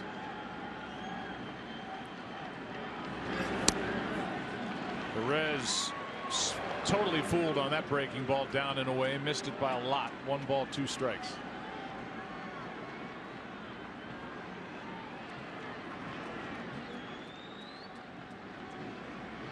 Arrieta has struck out 7, walked only 2, hit a batter. Got a big strikeout last inning with the bases loaded. That's down the chute, and goodbye to Roberto Perez. Strikeout number 8. Some people around the ballpark on this beautiful night. Mike Hargrove, Jim Thome. Al Roker is here with the Cleveland hat on. There's Drew Carey. Great guy. Bill Murray, you know, he's in the house watching his beloved Cubs. Clearly Pearl Jam is not on tour. Eddie Vedder back for more, and Chris Chelios, his seatmate. 19 points tonight, 13 boards for LeBron James, and an 8-point win next door for the Cavs over the Rockets. It's amazing when you're part of a city and celebrating a championship like they did in the NBA. Everybody in every sport starts rooting. I mean, this is a natural thing for the Cavs to want to see the Indians do what the Cavs did. Every sport gets caught up in it.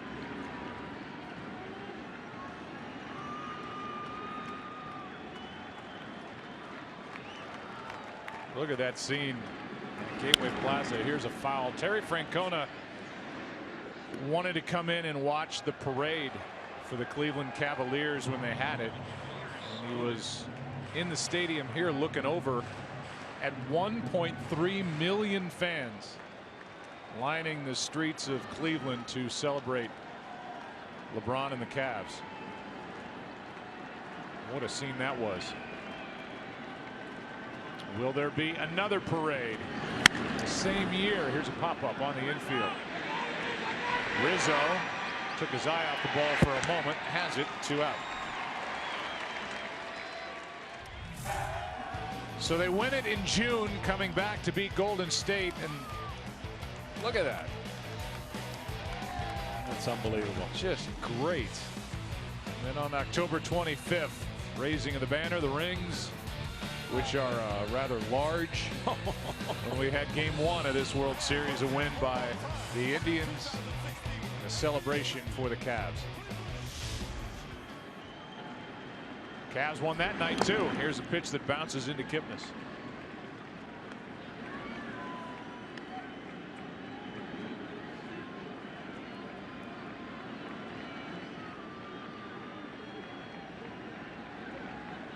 Two out, nobody on. A 1-0 pitch. Jason doubled his last time, and he scored the only run tonight for Cleveland to count 2-0. You know, just again, when we were talking earlier about trying to find storylines and statistics, I saw somewhere somebody tweeted the last time the Indians were in a Game 7 situation and there were 2 ties in the NFL. They did. Yeah, exactly. Come on. How long do you got to search stuff like that? By the way, there's 2 ties in the NFL. Yeah, there are. Right-hander Jeff Manship is getting loose. 3-1 on Kipnis. See, this is the only thing that you run in with Arrieta. 2 quick outs, 3-0 count. He can go back and forth like this. It's not your prototypical locked in. As Basio's sitting here going, lock in. 6-run lead. Pour some fastballs in there. Kipnis hits it deep into left at the wall. Kipnis, goodbye, 7-2.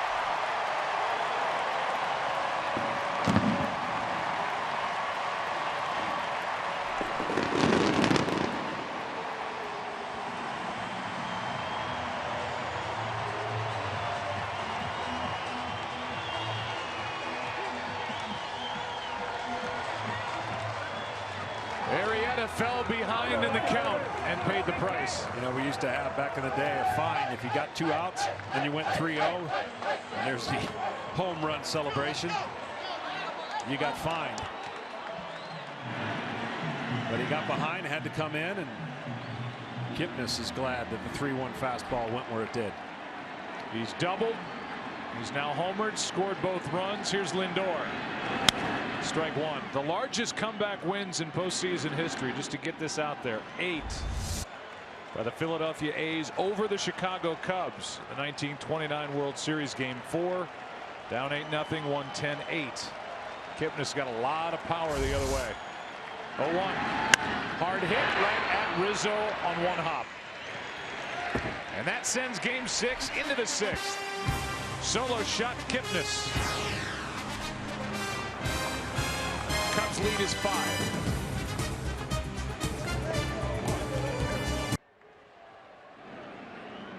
Fourth pitcher of the night for Terry Francona is Jeff Manship.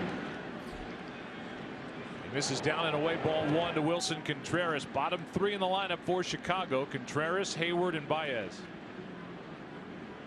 7-2 after the Kipnis home run. You're going to see a lot of those, by the way. He loves that pitch. And he can spin it. Another one of those guys that can spin a baseball.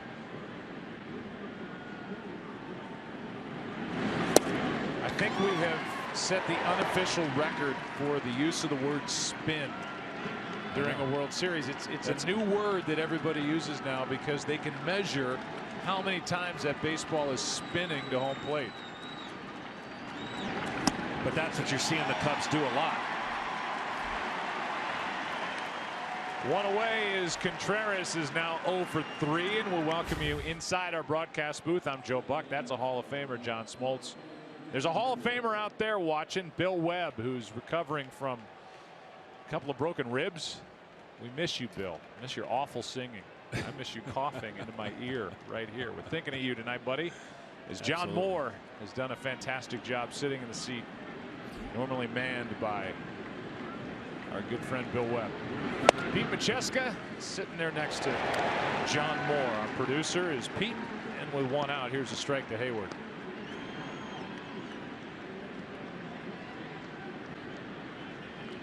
Manship, Hayward, strike 2.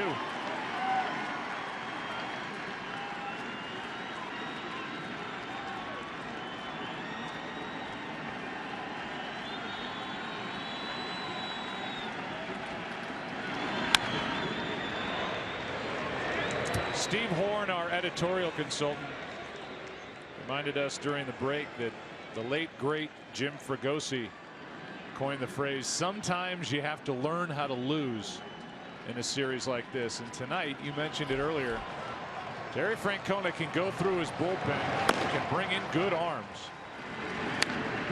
but he can save his big weapons for a potential Game 7 if his team doesn't rally. And I'm talking about the left-hander Andrew Miller, the right-hander Brian Shaw, and the right-hander Cody Allen. That's a lot of thunder in that bullpen if there's a Game 7.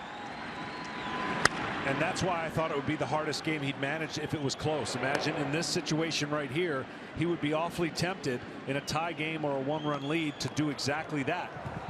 The formula has to work out for Terry Francona and his team to be successful, and it has. When they've taken the lead after 5, they don't lose, period. Last 23. But in a game like tonight, in a weird way, if this plays out and it doesn't get close, it actually is an advantage for him. I mean, the worst kind of losses are the ones you lose late, right? Well, this one might have been lost early. Hayward gets under it, skies it into right again. Chisenhall, 2 out. A T-Mobile One in-game box score for the Cubs. A lot of hits right there in the middle, from Bryant to Rizzo to Zobrist, and a 6 RBI night for Addison Russell.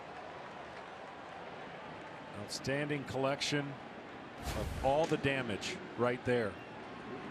And again, unfortunately for the Indians, this whole game's turned on a misplayed fly ball. Ball hit by Russell, just a routine fly ball into right center in the first inning. With this crowd as loud as it was, Chisenhall and Naquin didn't communicate properly, and the ball literally just fell with the two looking at each other. And usually that doesn't happen at home because the crowd is not as loud when a fly ball goes out that they know is going to be an out. I remember at the Metrodome, not only was it hard to see because of the white ceiling, but they were so loud, and we had a misplay between our right fielder David Justice and Mark Lemke, and it provided some runs for the Twins. Here's Baez sticking the bat out and getting a base hit. And that's a couple times now Javier Baez has gone up the middle, and he looks skyward with his palms out to the side, saying finally, as he gets an infield hit. That's going to make his manager, who had a sit-down talk with him, a lot happier. Look, he looked bad on the first two, and he decided to cut down his swing and take a chance with contact, and that's exactly what happened. Here comes Terry Francona. Manship gives up the infield 2-out hit. Zach McAllister's coming in out of the bullpen in a 5-run game. Well, Jeff Manship just exited. We talked about spin rate. StatCast is powered by Amazon Web Services, and here's the breaking ball and the spin rate. These pitches from Jeff Manship, and this is what's measured. That's slowed down a lot. You won't see that kind of circle spin. The hitter at least won't see it like that.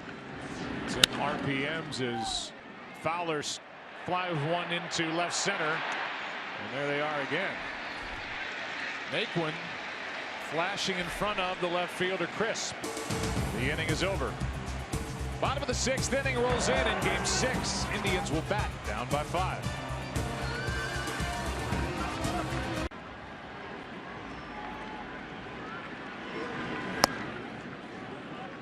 First pitch from Jake Arrieta misses to Mike Napoli for ball 1. It's a Cavalindians shirt here at Progressive Field. A 1-0 pitch is swung on and fouled back. That might have gotten out of the park behind home plate. If not, to the back reaches of the upper deck. 1 ball, 1 strike on Napoli, who has an RBI single and a strikeout. Brad Mills, the bench coach. Another big swing by Napoli, strike 2. You got to get the ball up, that's for sure. Down, he's got that swing path. He could hit moonshots. And the pitch down. So Brad Mills talking to Tyler Naquin. There's been a lack of communication out in right center and left center. They can't hear Naquin. Here's a 1-2 pitch, just missed. 2-2. Joe West wouldn't ring him up. Glad you used the word just. Oh my. There's that late movement.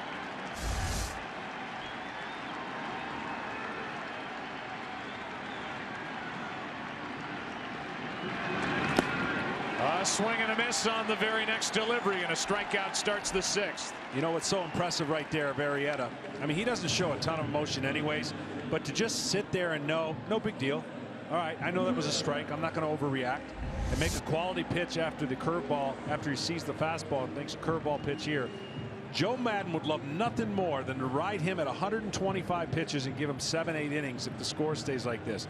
This is the time, though, where he has shown, Arrieta has, to leak a little bit, and he has to get the bullpen up. But with a 5-run lead and about 88 pitches, he would love to see at least get to the 7th or through the 7th. Jose Ramirez takes the ball.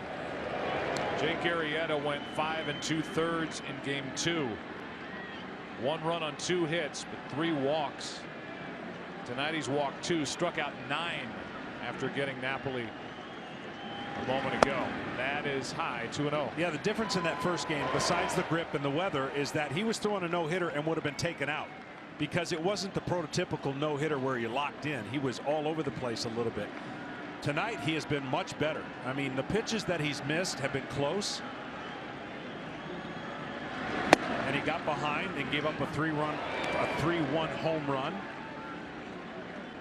but looks a lot better.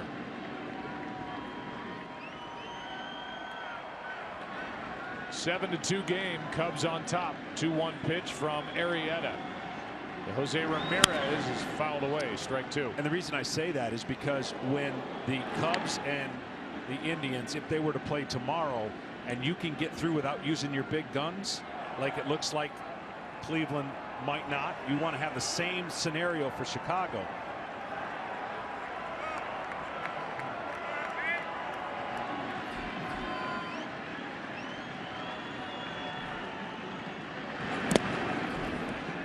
That's ball 3. 3-2. The big guns out of the bullpen. He's one of them, Mike Montgomery, who's now rested and getting loose in case something starts for Cleveland. Obviously Aroldis Chapman. And then if there is a game 7, John Lester would be down there for Joe Maddon.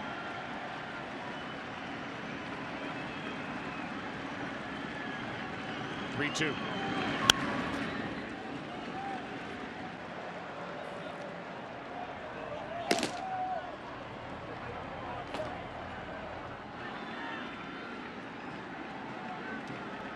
Used to be with the closers, each game you don't use them in big games and big series, just add an out, meaning the next time they pitch, however many times they did, you add another out to each one of those outings. That's where you get to 2 innings, 2 1/3, 2 2/3. That's what I anticipate tomorrow if there is that. Fly ball into left, pretty well hit. Back is Zobrist, 2 out. T-Mobile 1 in-game box score for Cleveland. Kipnis has had a nice night. He's doubled. He scored twice. He homered last inning. Napoli with an RBI hit. Nothing else. A walk to Lindor. Jake Arrieta is 1 strikeout away from tying a Cubs franchise record for most strikeouts in a World Series game all time. He's got 9. The Cubs record is 10. And it was set in 1908. Orville overall. 1908 game 5 against the Tigers. I wonder what his nickname was. Oh.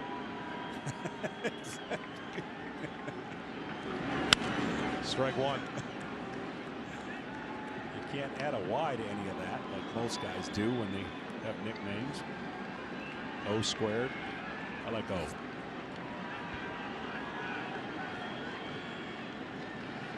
1-2. Rather 1 ball 1 strike. Chisenhall waiting. 2 out. Ball 2. Tom Verducci. Yeah, Jake's fastball tonight obviously on point. I'll start with a disclaimer. They did give him 3 runs before he took the mound. That's like Smoltz giving me some strokes before we get to the first tee. It helps, but it doesn't guarantee anything. What we're seeing here, extreme velocity. He hit 97 early in this game. He's done that once the entire season. And we talked a lot about the short rest for Josh Tomlin. Didn't talk much about the extra rest for Jake Arrieta. Look at the difference, guys. You're seeing a guy on November 1st throwing the baseball as hard as he has all year long. Your season in which he threw just under 200 innings in the regular season, 197 1/3. The count's full now with 2 out, nobody on Chisenhall. Well, really, the last month and a half, the Cubs had the luxury to kind of go to a 6-man rotation. They were in cruise control. So their starters coming into this series, they were going to use 4. Nobody comes back on short rest. Everybody they faced, it seemed like, had to come back on short rest after the San Francisco series. Did it with the Dodgers. And then here against the Indians, another foul by Chisenhall. Obviously Kershaw tried to do it. And And now it's only 3 starters. If there is a game 7, it'll be Corey Kluber trying to do it for a second time within this series alone. 3rd time this postseason. 3-2 pitch. 2-out walk. 3rd walk handed out by Arrieta.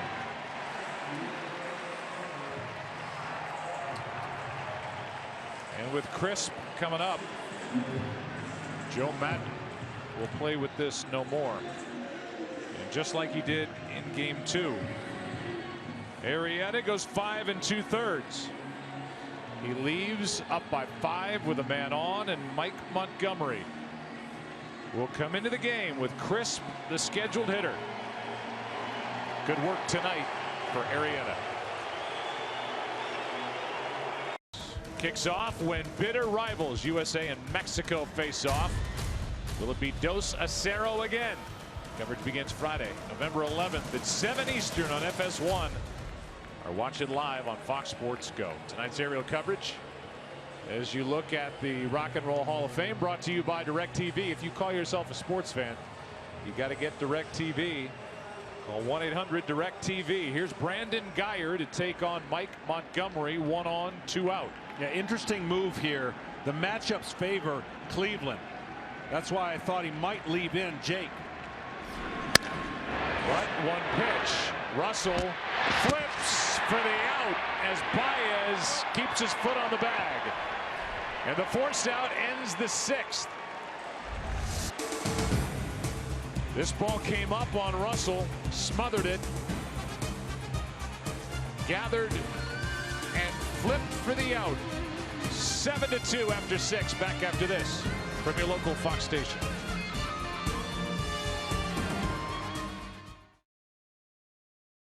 Welcome back to the World Series on Fox. Tonight's telecast is presented by T-Mobile One. A look at Gateway Plaza, where they are packed in watching, hoping for a big Cleveland rally as Schwarber leads it off and takes a ball from Zach McAllister. Brandon Guyer, who pinch hit, stays in the game and left. Schwarber 0 for 2 with a walk and a run scored. And has his first hit of the night. On to start the 7th inning with Bryant coming up. Guy could flat out hit.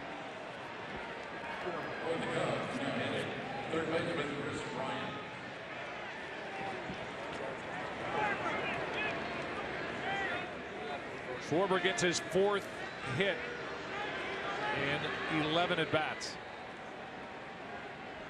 He's also got 3 walks. Here's Chris Bryant. Bryant 2 for 3 tonight. Homered in the 1st, singled leading off the 5th, and then was stranded at second base when Rizzo, Zobrist, and Russell were taken care of by Salazar. Strike 1. There's no reason to really hold Schwarber for Napoli. Bryant rarely goes that way anyways. There's a big gap between 1st and 2nd. But typically, if there was nobody on, the first baseman could help out in that area. I don't think Schwarber is going to be thinking about going anywhere. Station to station. Not after the knee surgery. Next one to Bryant. Outside for a ball.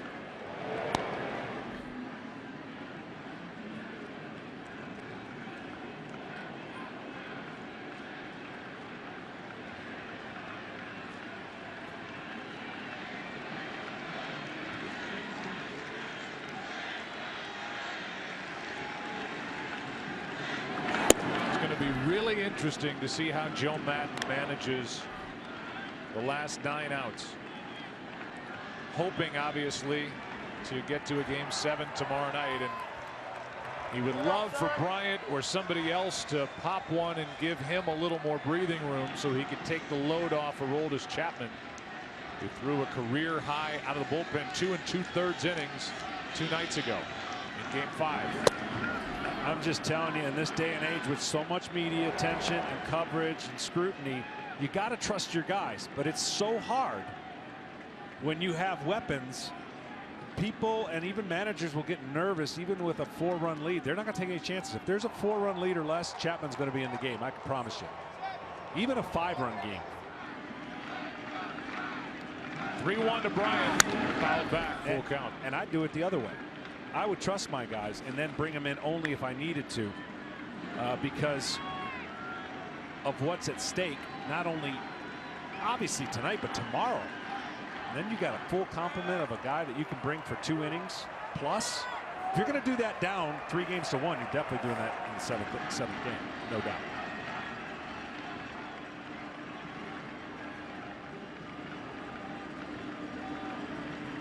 Three-2 to Bryant. That is a foul ball down the right field line. And Schwarber will have to come back to first. Sam Holbrook said foul ball.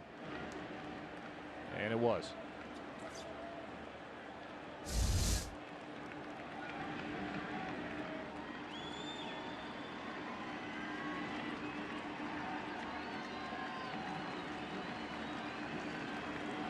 Bryant looking for a 3-hit night. And he should spin something right here. 3-2 count.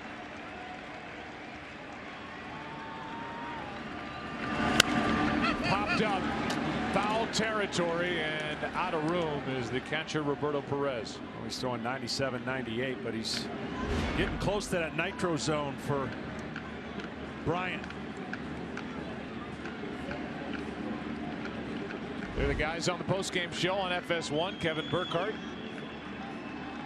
Alex Rodriguez, hit and hurt. Pete Rose and Frank Thomas. Clevenger up for the 2nd time tonight. The left-hander is Ryan Merritt. Game 5 star in the ALCS. Line drive, base hit, and a 3-hit night for Kris Bryant. First 2 are on for Chicago here in the 7th. Getting too good of swings and seeing all those fastballs.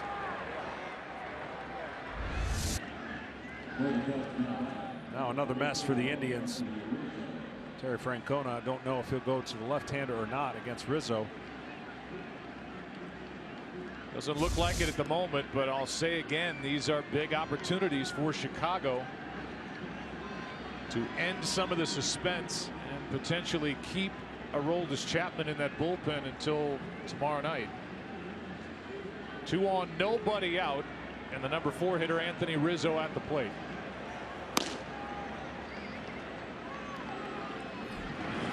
Ball 1.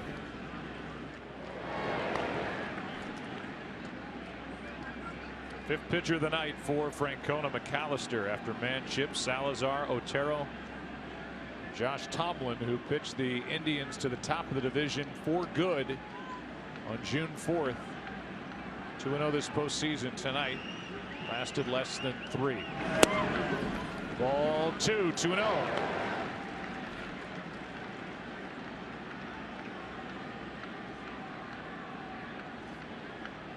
Switch hitter on deck in Ben Zobrist. Dangerous count. Rizzo, such a good hitter, disciplined to look at one spot and looking to lift. Be surprised if this ball was hittable on the ground. Fouls it back behind the plate and out of play. Rizzo homered twice during the NLCS. Once at Dodger Stadium, once at Wrigley. Has not gone deep in this World Series. 2 for 3 tonight. And 7 for 20 against Cleveland. San Francisco did the best job against Rizzo. They just flat out didn't pitch to him, and it was frustrating. And that number you were talking about, 1 for 23, I think, at one point.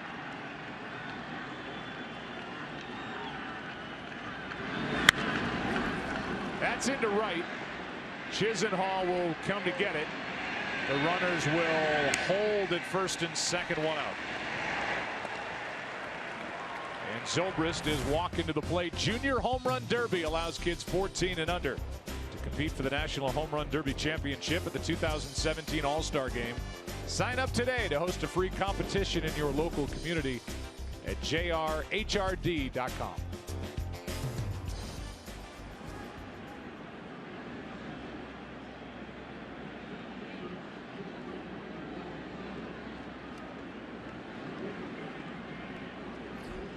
Here's Zobrist, 2 for 3. Singles in the first and the third, and now he flies one into left. Back is Geyer in front of the track, 2 out.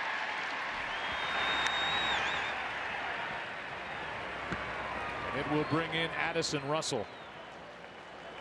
Zobrist's bat looks like it's the start of the season right now. It's fresh. Every ball he hits seems to be squared up, and that one right there included. Addison Russell now in the month of October, 17 games, 2 in the regular season, 15 in the postseason, had 6 RBIs. In the month of November so far, he's got 6. This being November 1st, game 6, ball 1.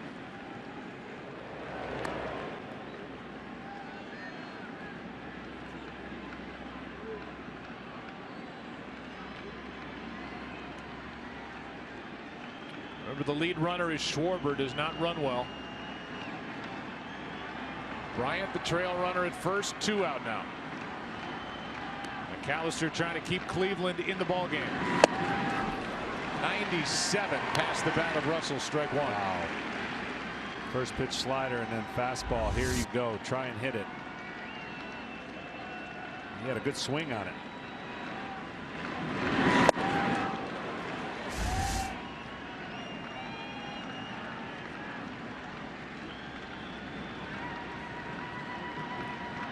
The 1-1.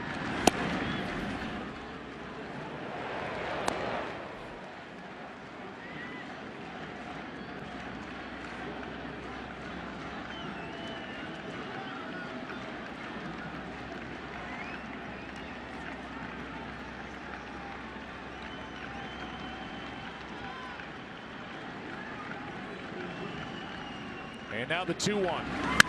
Hard hit, but right at Ramirez. And the inning is over. Good job by McAllister to get around the back-to-back hits by Schwarber and Bryant. Time to stretch. Cubs lead, still 5.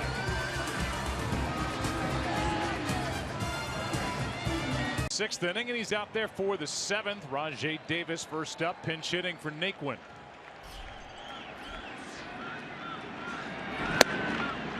Ball 1 from the lefty, picked up in season from Seattle. Davis had a nice game 5. A couple of hits, 3 stolen bases. 1 ball, 1 strike. You saw the numbers, just 3 for 27 this postseason. He gets on, he can get things started for Cleveland, down by 5. 7th inning of game 6.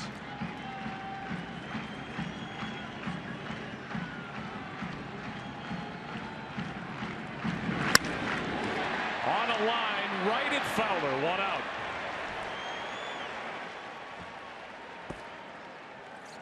Number 9 hitter will be Roberto Perez. This week, start your Sunday with Fox NFL Kickoff, and America's #1 pregame show. Then it's rookie sensation Dak Prescott and the Cowboys taking on the Browns, or the Eagles collide with the Giants, or other regional action. Coverage begins this Sunday at 11 Eastern on Fox. Lions just keep getting missed out. No, I see them on there, but I don't blame you. I really don't. Home of the Cleveland Browns. They've got the Cowboys coming to town. Well, right now, Detroit 500 club, but they're in a division that seems more winnable by the week.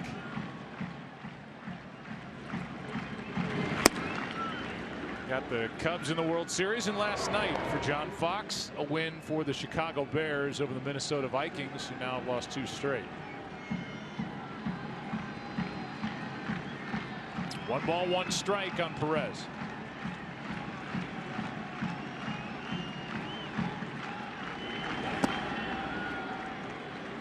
Montgomery's curveball breaks so much. He's actually got to start it up higher than most, especially to the right-handed hitter. It's something your brain doesn't always get around when you're thinking about throwing it for strikes. You're hoping that you swing, the hitter swings at him. Here's a 2-1.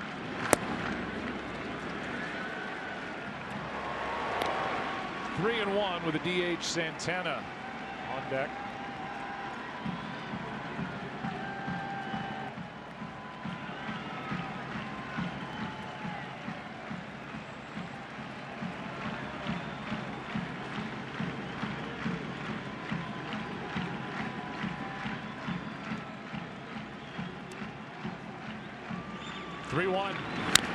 Full count.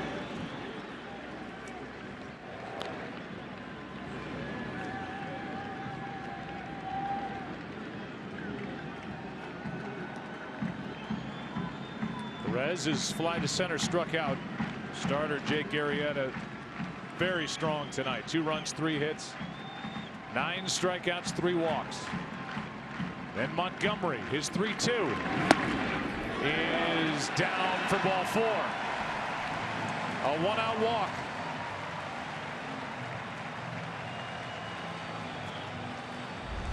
Let's take another look.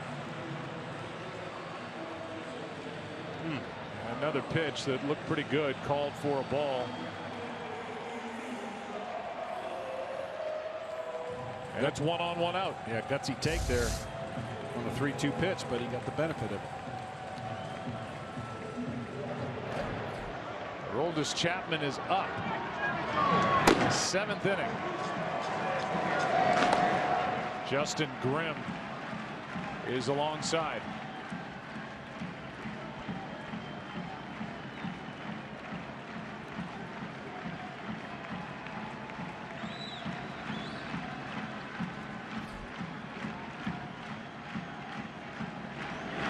Strike 1.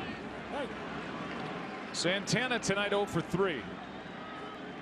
He's got 9 hits this postseason. 3 of them have left the park. He's been much better against left-handed pitching. 417 at the start of the night. Strike 2. But that is the pitch that gives him trouble. You've seen 2 good breaking balls after walking Perez. Index finger up, tremendous spin and downward tilt.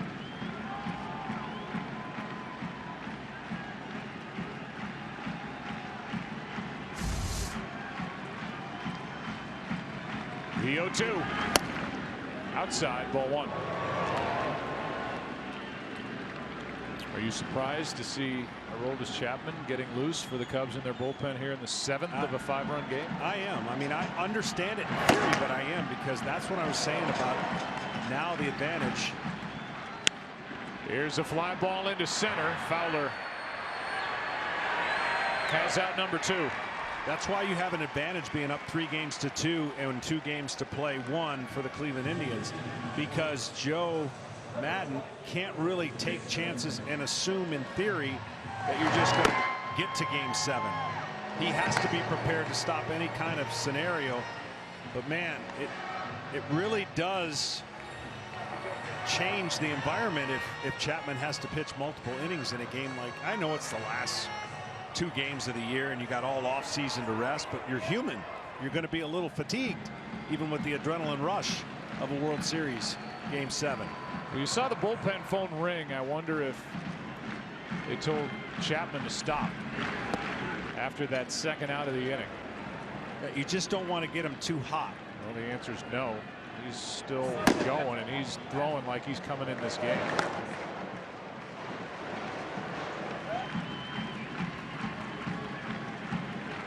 One on, 2 out. And counts 2-0 now on Kipnis, who's had a nice night with a homer and a double. And the surprise for me, if you go back to the the LA situation, when they got him up, it was a relatively close game. The Cubs blew it open, and they brought him in, and he gave up some runs and just looked disinterested in game 5. That's what you want to avoid here.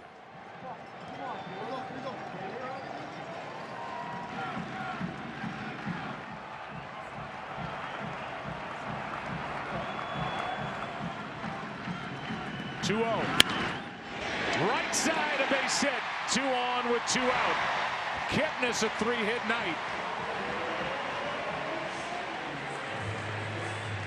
And here comes Joe Maddon. Could he be going to Chapman here in the 7th? You've got Lindor coming up, and he is up by 5, 2 out in the 7th. Here comes the big left-hander in a 7-2 game.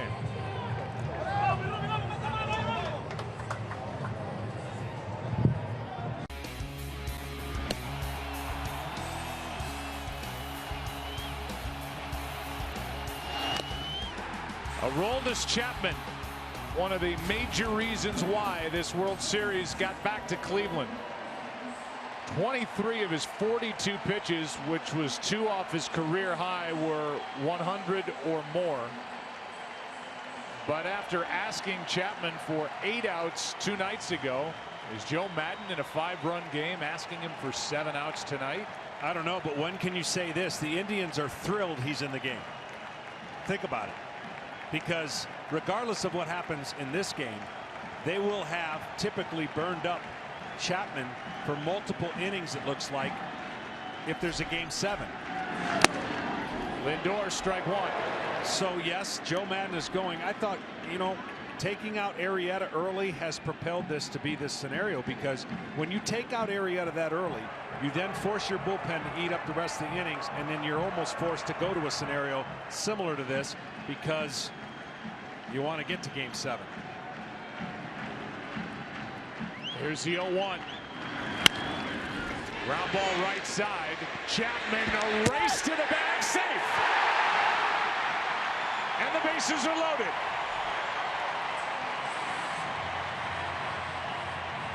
And Chapman is limping just a little bit going back toward the mound.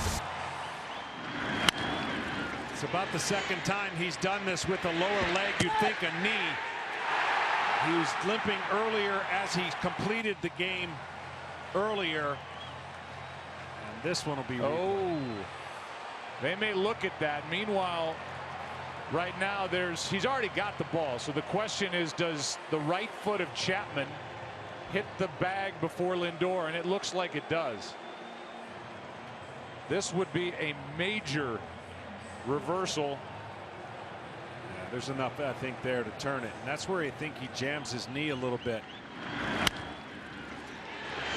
Now the trainer, athletic trainer, is going to come out, and there it is. But this just had a weird feeling about it from the moment Joe Maddon went out there to make this pitching change.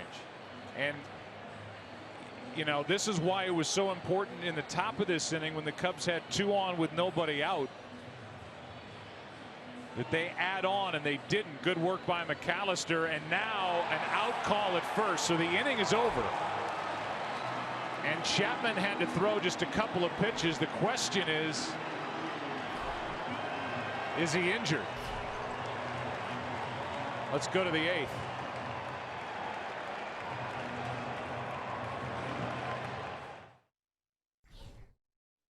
Of this World Series, the Cleveland Indians, the Chicago Cubs, tomorrow night in a matchup with Kyle Hendricks and Corey Kluber. Pre-game show is at a special time on Fox, 7 Eastern, leading into Game 7 at 8, if necessary, or watch it all live on Fox Sports Go. Here's Clevenger into the game.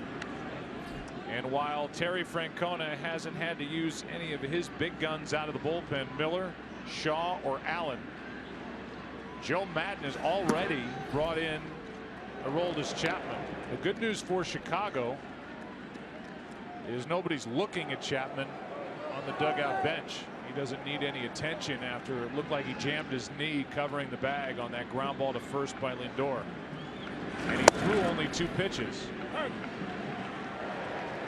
Not to call it a panic move, but it has an odd feel with the Cubs needing to win 2 to win it all, knowing that tomorrow night they're going to have to go to their bullpen at some point with a lead.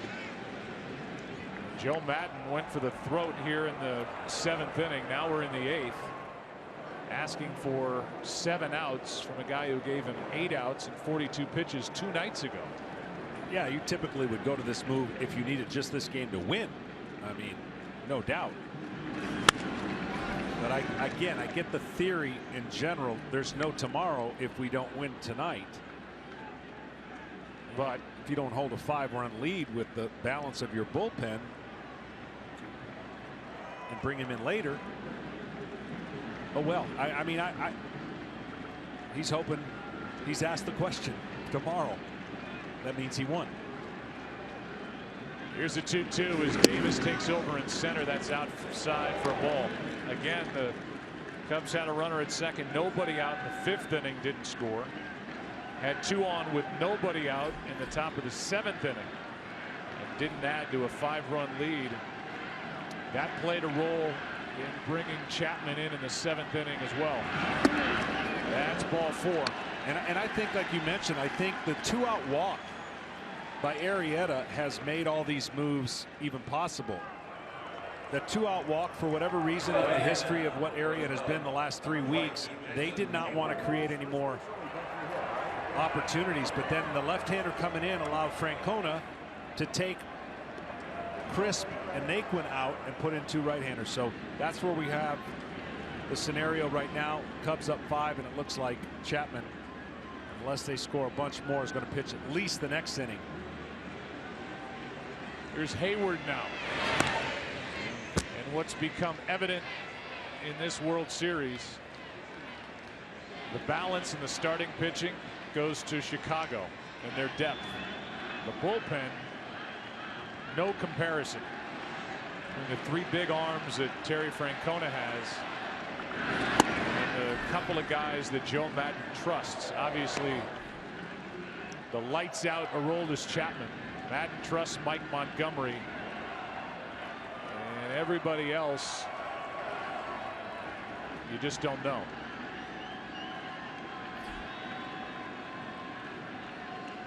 And all have been good for long stretches this season. That's up and away 2-0.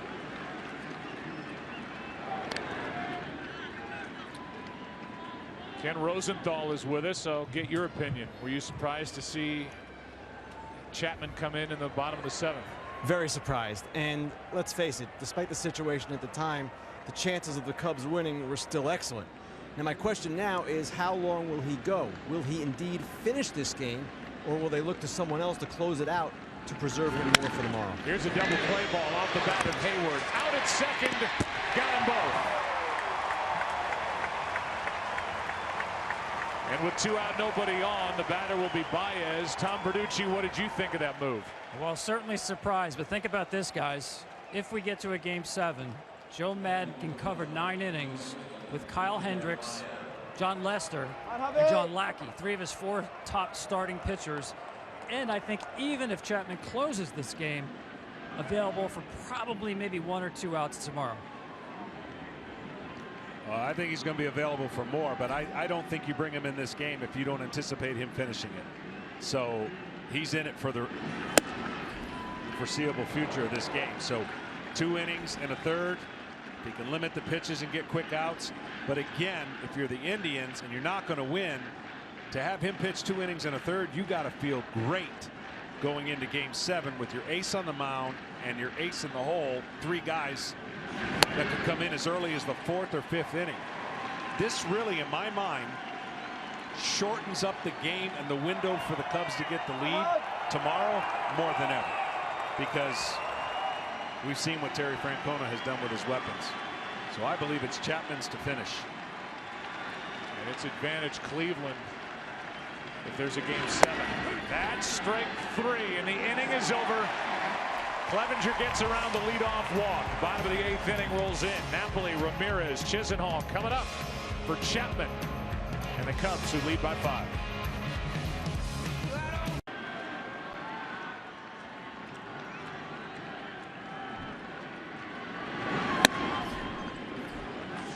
First pitch misses, up and away. Ball 1 to Mike Napoli. Napoli, then Ramirez, then Chisenhall against Aroldis Chapman, who's still a bit gimpy. Limped out to the mound a bit. Fires a strike. Hey. Nice to be gimpy and throw 100 miles an hour. The count 1 ball, 1 strike. And Napoli, who's 1 for 3. 4 pitches thrown for Chapman. Cubs are hopeful he can be economical with the pitch count here in game 6. sizzling in for strike 2. What he did in Game 5 was pretty remarkable, since he doesn't do that a lot. Got to believe his stock went up because he's a free agent, so every time he's able to pitch multiple innings. Napoli went around, and that's a strikeout to start the 8th.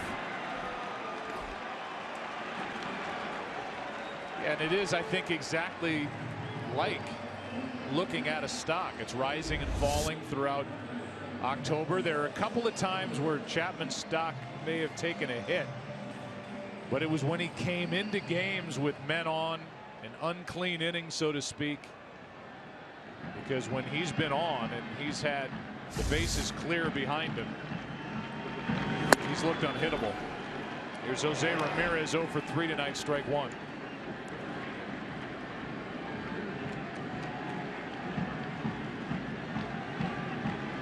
An 8-out save for Chapman in Game 5.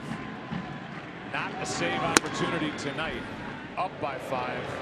Looking for 7 outs, potentially 1 ball, 1 strike.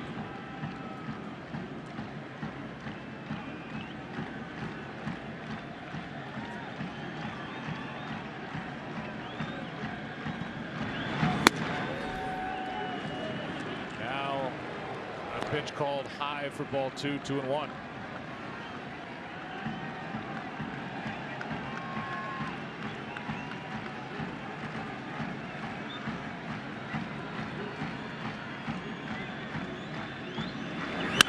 That's into center for a base hit. 1 on, 1 out.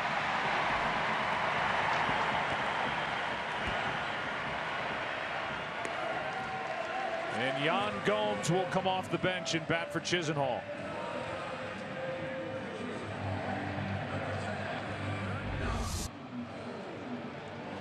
Well, this is what you need him to do, and this is what the Indians are getting a chance to do, is see more and more of Chapman.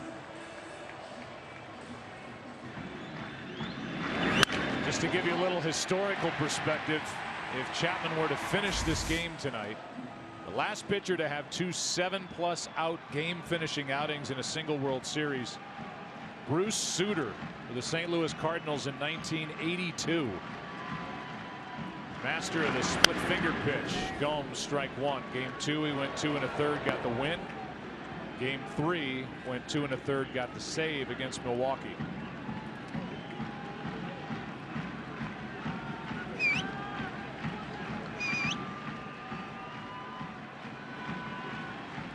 Gomes is 0 for 2 this postseason, both at bats coming in this World Series.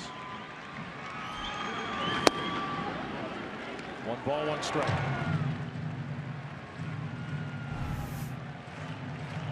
Now for Chapman, the more strikes he throws, the better, because you really ideally would like to get out of this game with 30 pitches or less. That means 2 innings and a third, and much more doable for multiple action tomorrow night.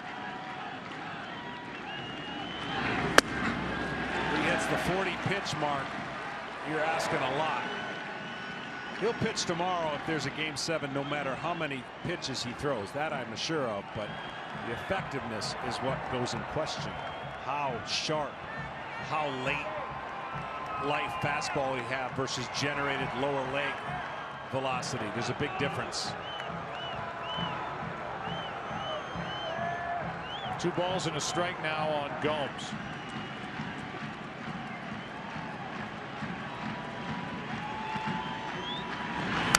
2-2. I never claimed even close to have the body that Mr. Chapman has, so I can only speak from my experience of pitching 3 innings in an elimination game in the playoffs, not the World Series, as a closer.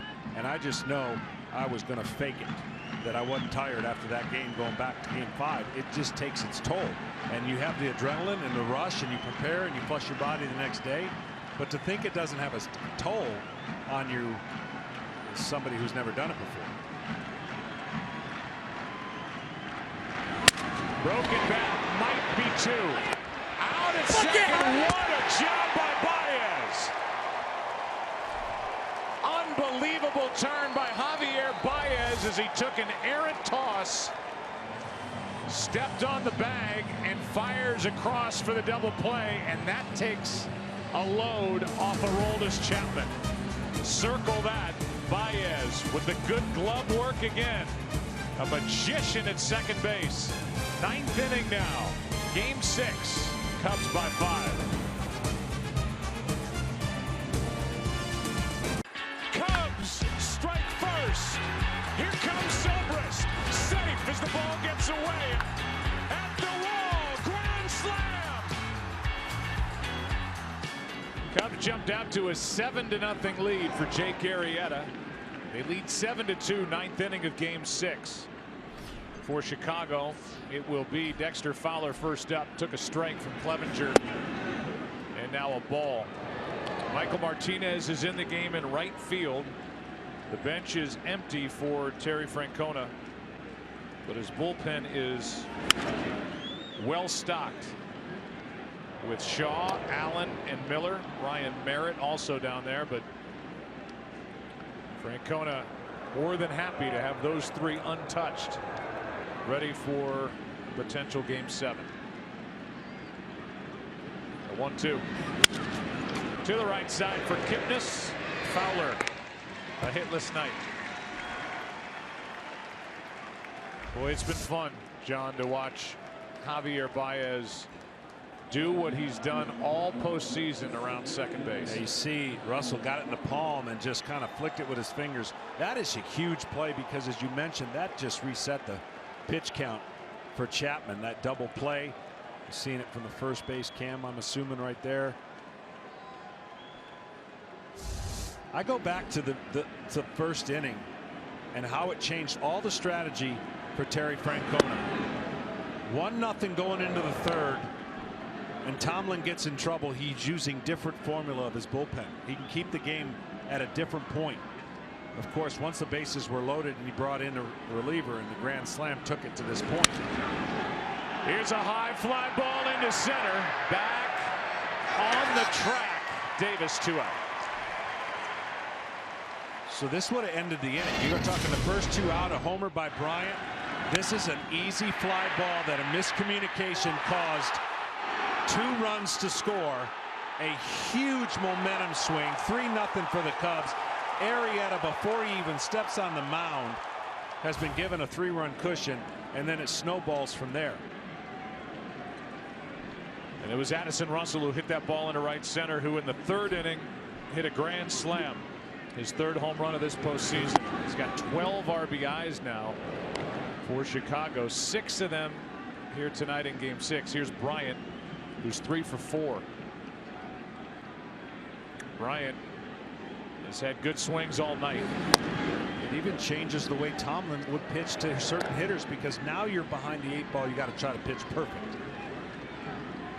So that game turned quickly for the Indians in a way that it changed strategy for Francona. Another hit for Bryant. He's got a 4-hit game 6.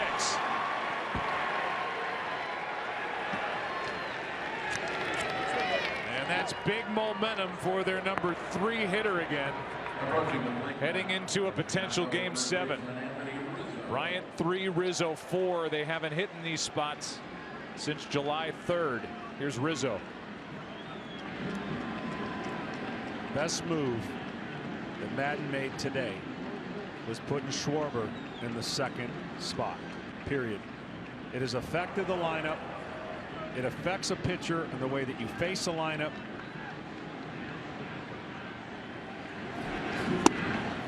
Strike 1 to Rizzo. And the hitters are feeding off of it. I mean, we talked about the top 5. Well, they have done their part with the exception of Fowler. The 6th spot delivered 6 RBIs because the front 4 in front of him gave Russell the opportunity to do damage. And he did it. Rizzo into right field. This ball is out of here. 9-2.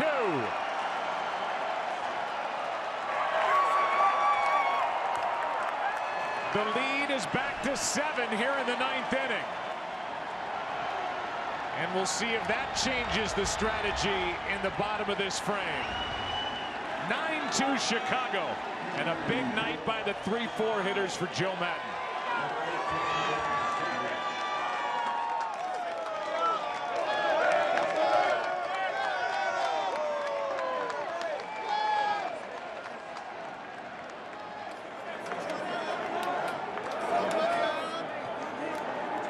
Nobody is up for Chicago in their bullpen.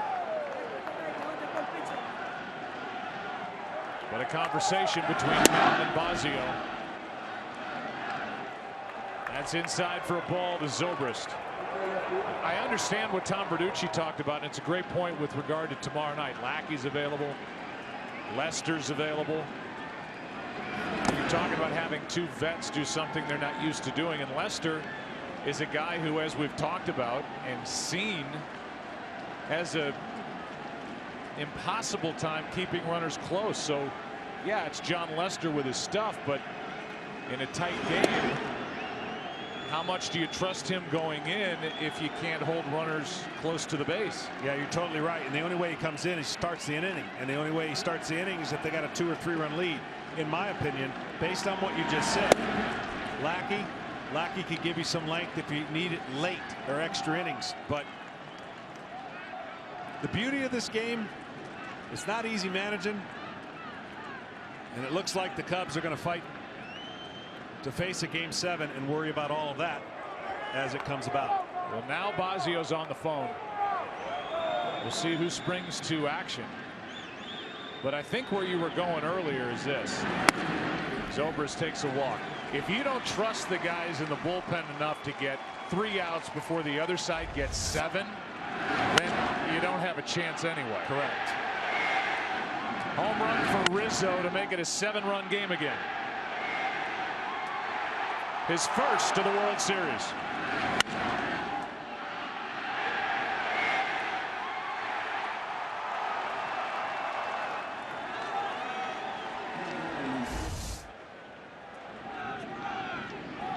Here's Addison Russell. Russell with a 6 RBI night, batting for the 5th time. A 2-run double and a grand slam.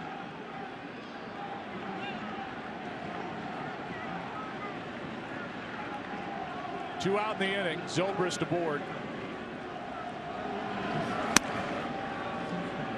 2-0 from Clevenger. I think the other scenario that could happen is we look at these guys that we talked about in the open. My goodness.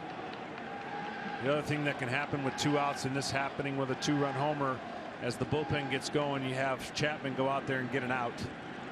Give the guys time, plenty of time, and let them finish.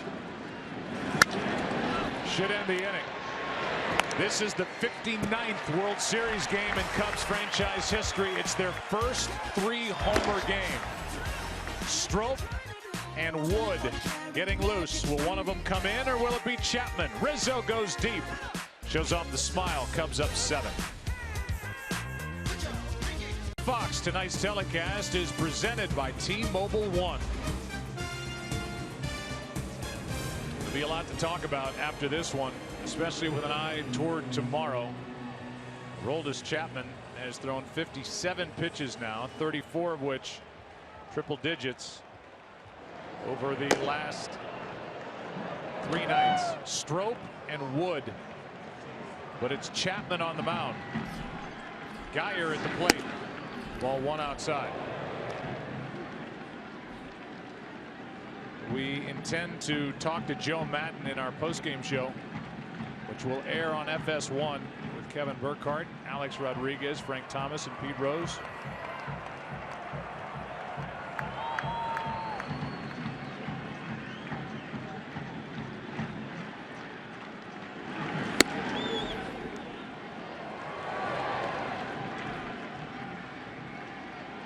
Two 2-0 the count on Geyer. Rajay Davis on deck. Cubs jumped out with 3 in the first, 4 in the third, have led throughout. Down by 7, swinging on a 2-0 pitch. It's 2-1. Explain that. I would have given him a take for sure. But down 7, I guess I throw all those rules out.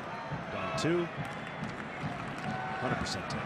But at some point, don't you want to, maybe silly and splitting hairs, but make Chapman just keep throwing pitches? Yeah.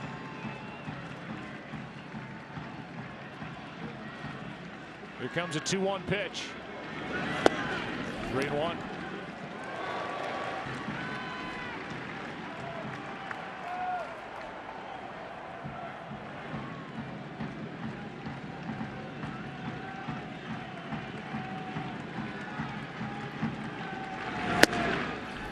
A walk. We'll see if that's it. Yep.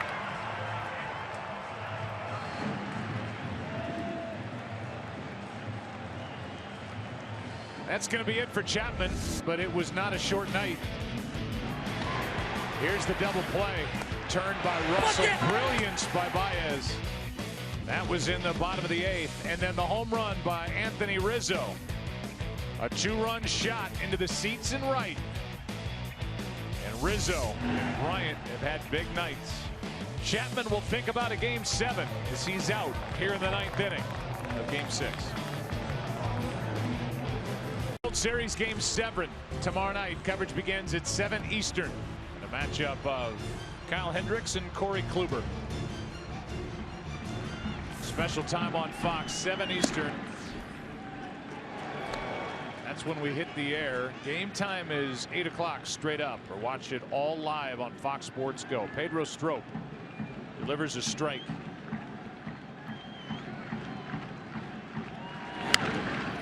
Here's a jam shot, foul backing out of play. Meanwhile, there have been records all over the place. World Series history made again as Bryant and Rizzo are the first 3-4 batters in World Series history to collect 7 or more hits in a World Series game. And there are the numbers. 62 pitches for Aroldis Chapman over the last 2 games, albeit with a day off in between. He threw 20 here tonight in an inning and a third. Allowed 1 hit, walked 1, struck out 1. High fly ball in the air to left, back into the corner. It's Zobrist for a long first out in the 9th. Davis gave it a ride, but Zobrist tracked it down, 1 on, 1 out. I know there's been major comebacks before, and we've seen it in the regular season, but it's unreal how intensified this game and this time of the year, right? I mean, it's amazing when you start counting outs, counting runs, counting base runners. If this happens, if that happens. Whew. I'm glad we're up here. 1 on, 1 out. Here's a wild pitch by Strop. As Roberto Perez looks at ball 1. I thought the theme tonight was going to be, at least I didn't say it at the beginning, but I thought there'd be 11 pitchers tonight. And there's been 10.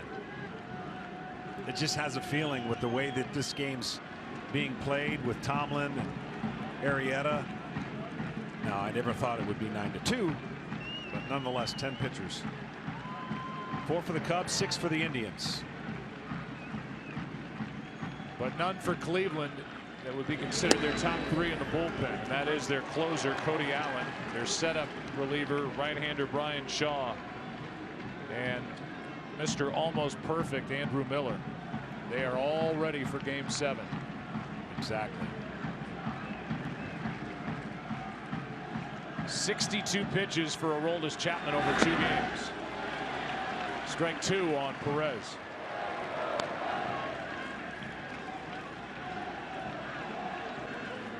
Put your seatbelts on and enjoy tomorrow night.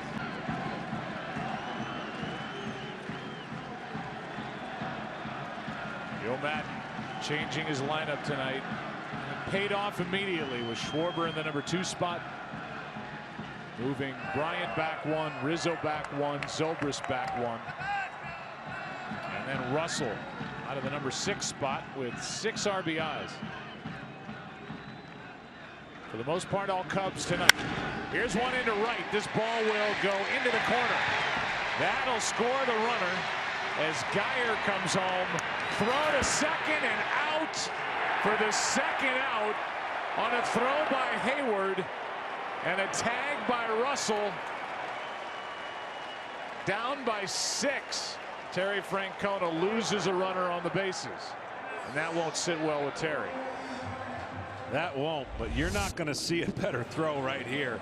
Jason Hayward gets to this ball and then just throws a bullet so far that he had to jump, did Russell. And so much that he was out easily with Perez trying to get to second. And the tag by Russell on the right foot of Roberto Perez. Now 2 out. Here's Santana. He takes a ball.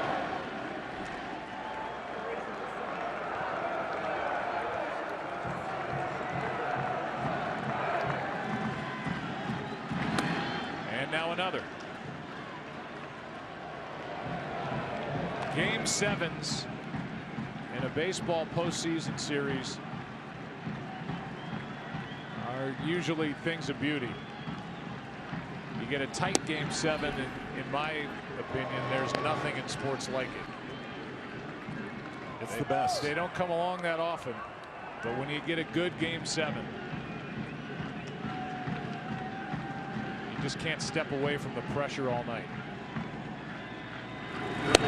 What a good matchup. Here's a 4-pitch walk to Santana. The batter will be Kipnis. Joe West is not happy about the mound visit. He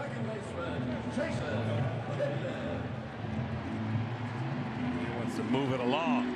Well, he won't be happy about this either. We got to 11.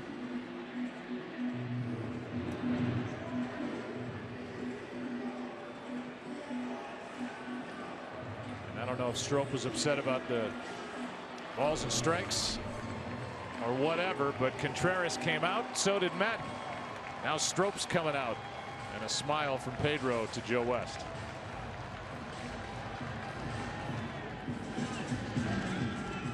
Up with 3 in the first, and they've been smiling ever since. Leaving Wrigley, going on the road and forcing a Game 7 with 1 more out. We're in the bottom of the 9th inning, a 9-3 game, 2 out.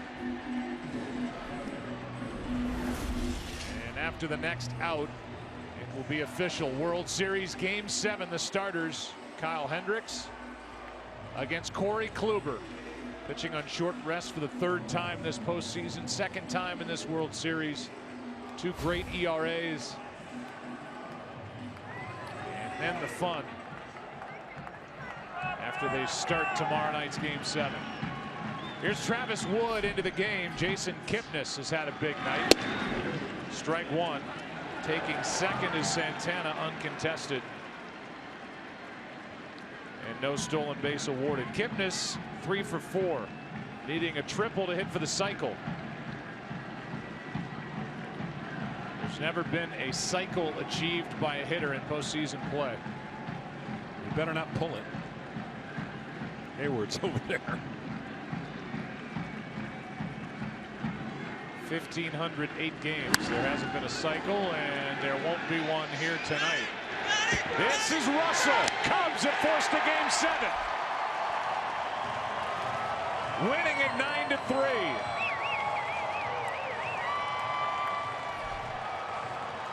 And a big night for the heart of this Chicago lineup.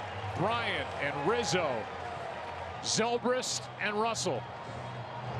And Travis Wood gets the final out in a 3-hour, 29-minute game. The winner is Arrieta, the loser Josh Tomlin. And tomorrow will be the 38th winner-take-all Game 7 in World Series history, and the 3rd in the last 6 years. 2011, the Cardinals and the Rangers. 2 years ago, the Giants and the Royals. Well, I don't know how much sleeping there will be tonight, but I can tell you this: whoever enjoys the moment the most tomorrow will have a better chance of success. You have 2 of the most non-emotional pitchers that I think are ready for a Game 7 in Hendrick and Kluber. Kyle Hendricks 1-1 after a 16-8 year. And here's the final out, and a subdued reaction from Joe Maddon. The DH, who is back in business with a series in Cleveland. And Addison Russell, who on the 1st of November has a 6 RBI Game 6. And then back in Chicago, where they're having fun at Murphy's Bleachers. The celebration has been going since just after 8 o'clock, when the Cubs got 3 in the first. Let's go down to the field and check in with Tom Verducci. Thanks, Joe. I'm with Joe Maddon. Joe, you confounded armchair managers all over the country, bringing your closer into the game with a lead in the 7th inning, and then in the 9th inning having him go out there with a lead of 7 runs. Please explain how you used Aroldis Chapman tonight. Just trying to get Stropey ready. That happened so quickly with the home run. We had to get him ready. I wanted to get him out there, but that's why he went out for 1 hitter only. He's good, hitter out or drawing the walk. He's still out of the game. Brought him in earlier because that's the part of the order he had to get out. He did not want the game to get away from you at that particular moment, so it all worked out well. Now, he has thrown 62 pitches in the last 3 days. What do you anticipate in terms of tomorrow, length and effectiveness of Aroldis Chapman? I really anticipate a lot of the same. I do. He's a very strong young man, and again, I'll talk to him later today and tomorrow, but I think he's going to be fine, honestly. Thanks, Joe. We'll see you in Game 7. Pleasure, buddy. Thank you. And with me also, Chris Bryant. Chris, you got this game off to a start for the Cubs with the home run in the 1st inning. The curveball from Josh Tomlin. Tell me about the approach on that swing. I mean, he threw me one the previous pitch. It was away. I mean, you can't really do much with the curveball away. That's kind of how it's been going this series. But, you know, I saw it really good coming inside. And, you know, I love hitting curveballs. 5 hits in your last 7 at-bats, 2 of those home runs. How do you feel about the way you're swinging it right now? I feel good. I mean, it's happening at the right time. You know, I love this team when our back's against the wall, and we saw it, you know, 2 days ago, and you saw it tonight. It was just really good baseball. You get to do it again tomorrow, backs against the wall for a Game 7. How does that sound? You dream for that, man. I mean, we know it's going to be a good game. You know, we know their guy's going to be good. We got one of our best pitchers this year, too, going. So you dream for this, man. Thanks, Chris. We'll see you tomorrow. Now over to Ken Rosenthal. Thanks, Tom. Addison, let's start off with a little historical fact. You became the 2nd youngest player tonight to hit a grand slam in a World Series game after Mickey Mantle. What's your reaction to that? Surprised, you know, rounding the bases. A lot of emotion was going through my head. Just happy it came tonight. Now, you struggled in the NLCS, came out of it. You struggled at the start of the World Series, came out of it. How were you able to do that both times? It's just no panic, you know. This is our lifestyle. We're here to have some fun. We're here to win some ball games. We're here to pick some teammates up, and that's just our game. That's how we played all year. So it's a lot of fun. Game 7 tomorrow. It's what every kid dreams about. How excited will you be tonight? Will it be difficult to sleep? I hope it's not difficult to sleep, but yeah, it's every kid's dream. I mean, it all comes down to Game 7, and we're excited. We're just going to go out here and just treat it almost like another game. Addison, thanks very much. Joe, back to you. Kenny, thank you, and thanks to Tom Verducci. Nice of Joe Maddon to grant the interview after this Game 6 and explain his thinking with regard to Aroldis Chapman, who comes on for an inning and a third and allows 1 run on 1 hit. Through 20 pitches, and tomorrow, the 2 longest World Series droughts, one of these will come to an end. The Cubs have been waiting since 1908. Will it end tomorrow night, or will it end for Cleveland? They last won it all in 1948. The pitching matchup, Kyle Hendricks, the right-hander, after a 16-win season, led the big leagues in ERA against Corey Kluber. He's been a warrior this postseason, 4-1 after an 18-win year. And when we play tomorrow, by days, it will be 39,466 days since the Cubs last won it all. For the Indians, 24,859. Extra innings tomorrow. That's your call. Yeah. From John Smoltz. There's nothing like a Game 7, winner take all, for the 38th time in World Series history. Can't wait. Kevin, guys, it's all yours. Okay, Joe and John, thanks very much. And it will be a Game 7, and we are fired up to talk about this Game 6. We will do that coming up here on Fox. The Cubs win, they force it. Plenty to do. We'll have a reaction from the field, from the clubhouse. We've got a lot to talk about in this game. Cubs offense come alive, and Aroldis Chapman used in an interesting situation. We'll be back to do that, but it was these Cubbies. The offense came to life early and often tonight to force a Game 7 in this exciting World Series. And so the Cub fans out in full force here in Cleveland. Game 7, here we come, post-game. We're back.